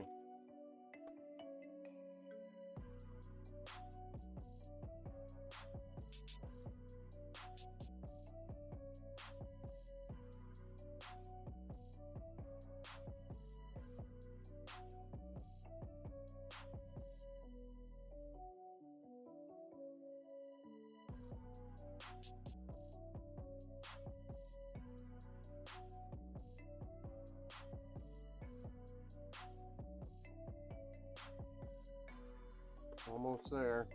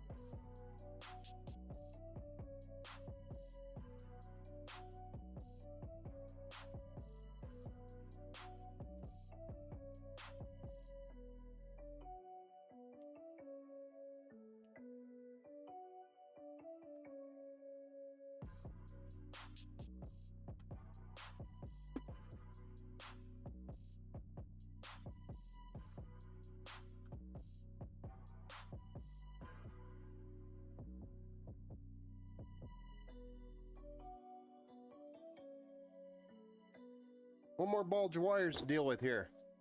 Almost done. Sorry, we're out of frame there.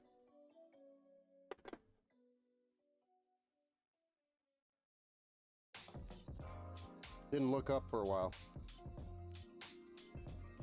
This PC's a little beast. Yeah. It was so worth it. Nice. Glad you're happy with it. But we do got to get it across the finish line before we can be satisfied. The actual end product of it up and running, ready to enter the battle arena. That's where you could be the judge.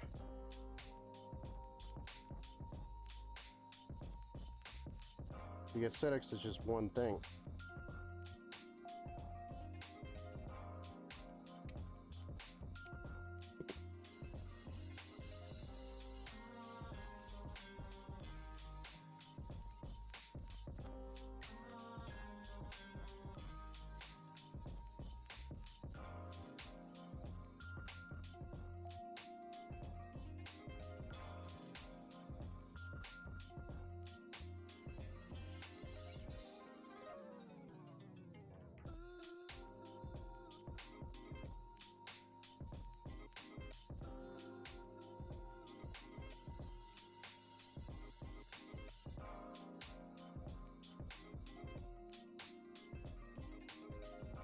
All right, what do you guys think of that cable management?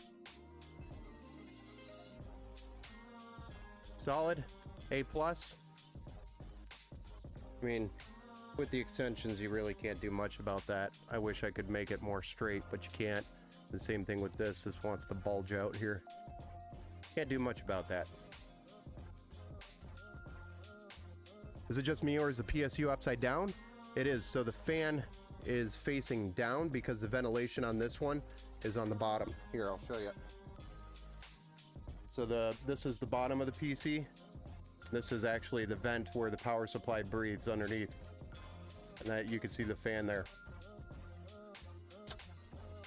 So you want, in this situation, the power supply, the fan facing down at the bottom of the PC, which is why I always tell everybody when you are installing your PC, you don't want to put the PC on carpet if you're putting it on the floor. So if you have carpet and you're putting your PC on the floor, make sure you put a piece of wood down, because the carpet will go past the feet here and start suffocating this vent. And that will make your power supply overheat and die. And that'll count as physical damage. I knew there was a reason. Yes, always a reason. So if you have carpet and you have to put it on the floor, which is fine, make sure you put a piece of wood or something hard surface underneath the PC so it's not sinking into the carpet. It's on your desk. Awesome. It's just I've seen it tons of times. I always call it. All right, let's put the lid on it.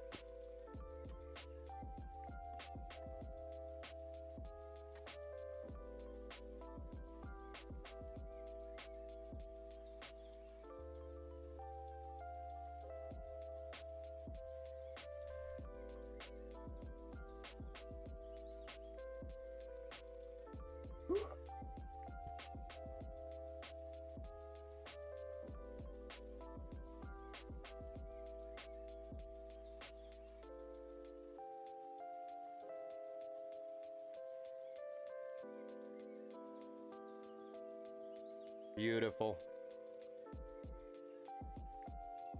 You guys ready to see this thing?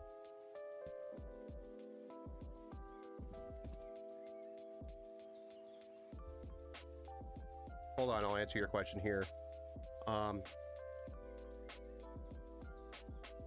have 3 cats. It gets enough dust as it is. Do you suggest an electronic duster? Yes. Or just maybe compressed air? Compressed air, no, because with an air compressor or canned air, no, because it's expensive. You can buy 4 bottles of canned air and have already purchased an electric duster. So if you're buying canned air, stop, buy an electric duster, and then you'll have a canned air duster for life, or at least until it dies. But it's a lot, in the long run, it'll save you money. Air compressor, no, because air compressors can create moisture or get moisture trapped in the tank, and that moisture will go through and be directed right on your components. So if you do have to use an air compressor, make sure you let your PC dry out before you plug it back in. I always tell people that, because there's a possibility that air was introduced to your PC, which isn't going to damage it until you plug it back in. So if there is moisture inside your PC, you always want to let it dry out before you plug it back in.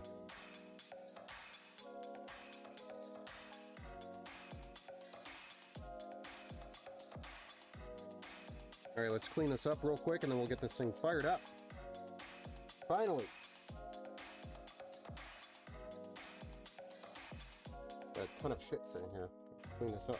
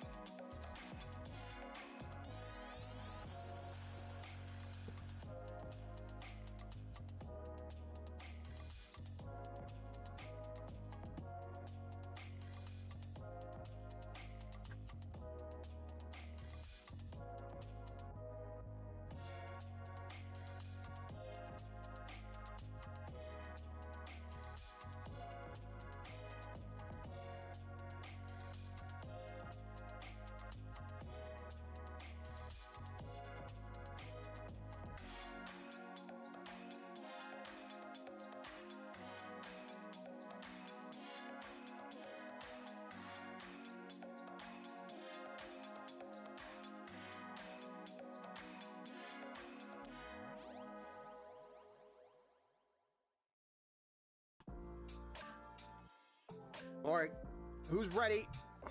Hell yeah. I just bought an air purifier to put by my PC in the room. Nice.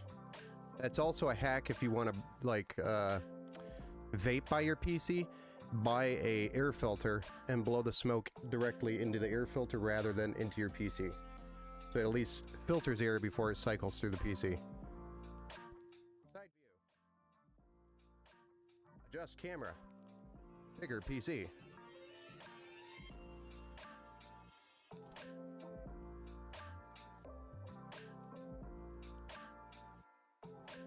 Y'all ready for this one? Will I even need it? Let's see here. Rick played Sexy Sax. Free 99. It would have taken me a week to build. After I get my capture card, audio mixer, and whatever else I need for dual PC, are you willing to help me set that up? Yeah, I could help you set it up remotely, if you need some assistance with that. Yeah.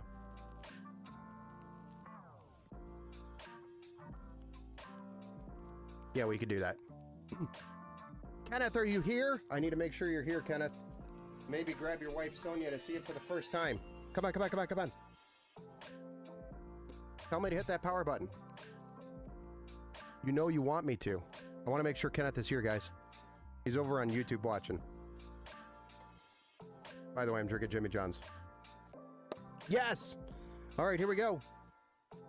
Did I push the power button in the back?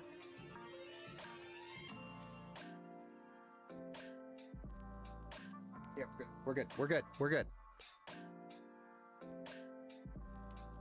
Oh, here she. I just missed that comment. Do it. Come on, Ken. Everybody's impatient, man. So this is DDR5. We do have to let it run its memory training before it cycles up.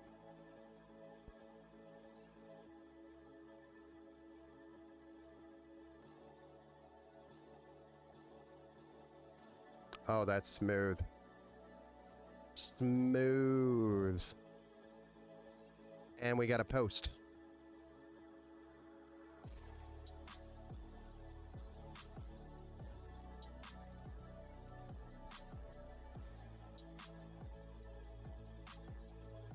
So nice. That music just came together real nice for that transition there.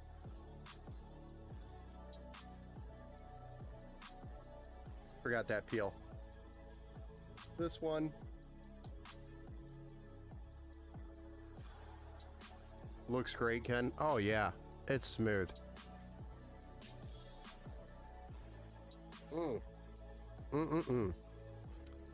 Smooth. I like it. I like the look of that cooler. That cooler is actually pretty cool looking. Right now, its CPU temperatures is 32 Celsius, 31 Celsius. System temps 27. CPU voltage is almost 1 volt. At a 5500 megahertz frequency. RAM's currently running at stock at 4800 megatransfers a second. Or 4800 megahertz a second.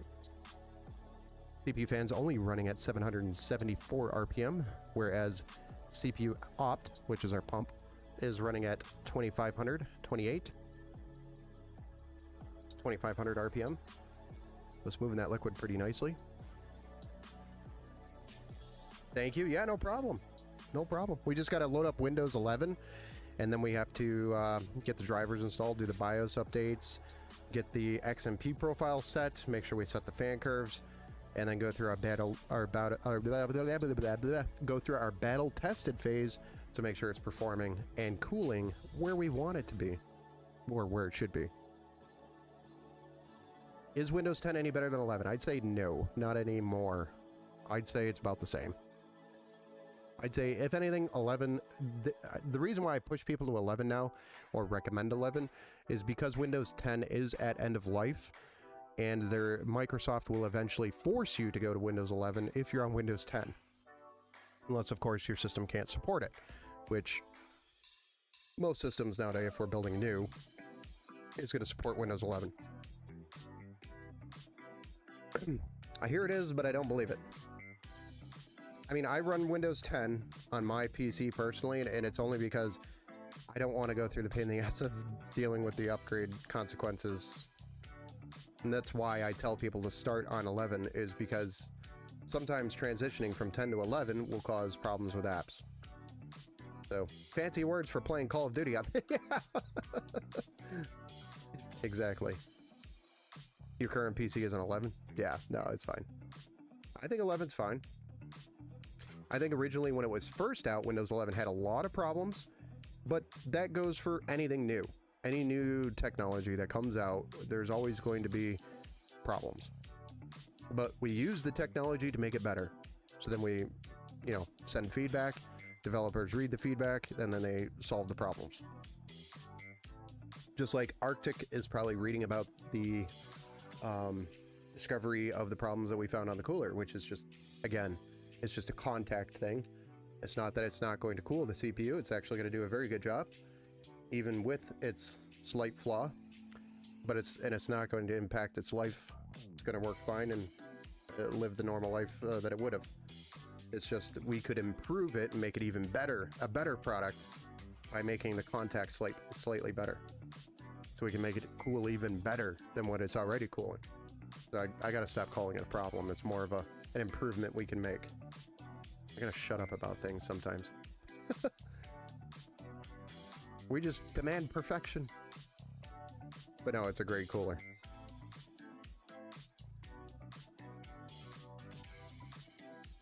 If you want to learn more about that, Gamers Nexus did a really good video on it over on their YouTube channel, and I also wrote a little tidbit, like a Cliff Note version of it, on my Twitter. So follow the Twitter, and you will have that info. And I think I posted it on Facebook, on the Facebook page as well. Thought about doing a video, but Gamers Nexus did such a good video on it, I'm like, not even going to try to compete with that. And I don't like stealing other tech guys' thunder. If it's already out there,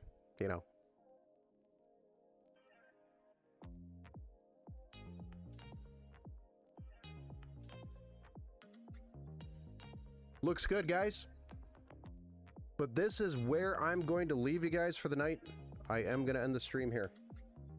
So I'm going to get Windows 11 installed on here, and we'll get it rolling. And I'll have this thing ready for you to pick up tomorrow morning, Kenneth. I'll have the coffee going, and I will let you know, shoot you a text or a call, letting you know it's ready to go tomorrow morning. So wait for my call, and then you're free to come on by and pick it up tomorrow. All right. Have a great one. Can't wait to see mine. Yes, Rick will probably be doing that Monday. I believe we'll have everything here by Monday. We're waiting on, I think, 1 or 2 more components, 1 or 2 parts. And let me know if you wanted, I know you want the RGB fan, so I'll take care of that. But let me know if you wanted the cooler swapped out. I'll be there. I know you will. I know you will, Kenneth. I know you will. All right, guys. Have a good night. We'll see you on the next one. Monday we'll be streaming again. We'll see you then. Thanks for tuning in and hanging out. And if anybody's interested in any type of Empower swag, go to the link tree in the video description, or should be also on all of my channels, YouTube, Facebook, Twitter. Check out the Empower swag. Thanks, guys. Have a good night. Take care. Where's my button? There it is.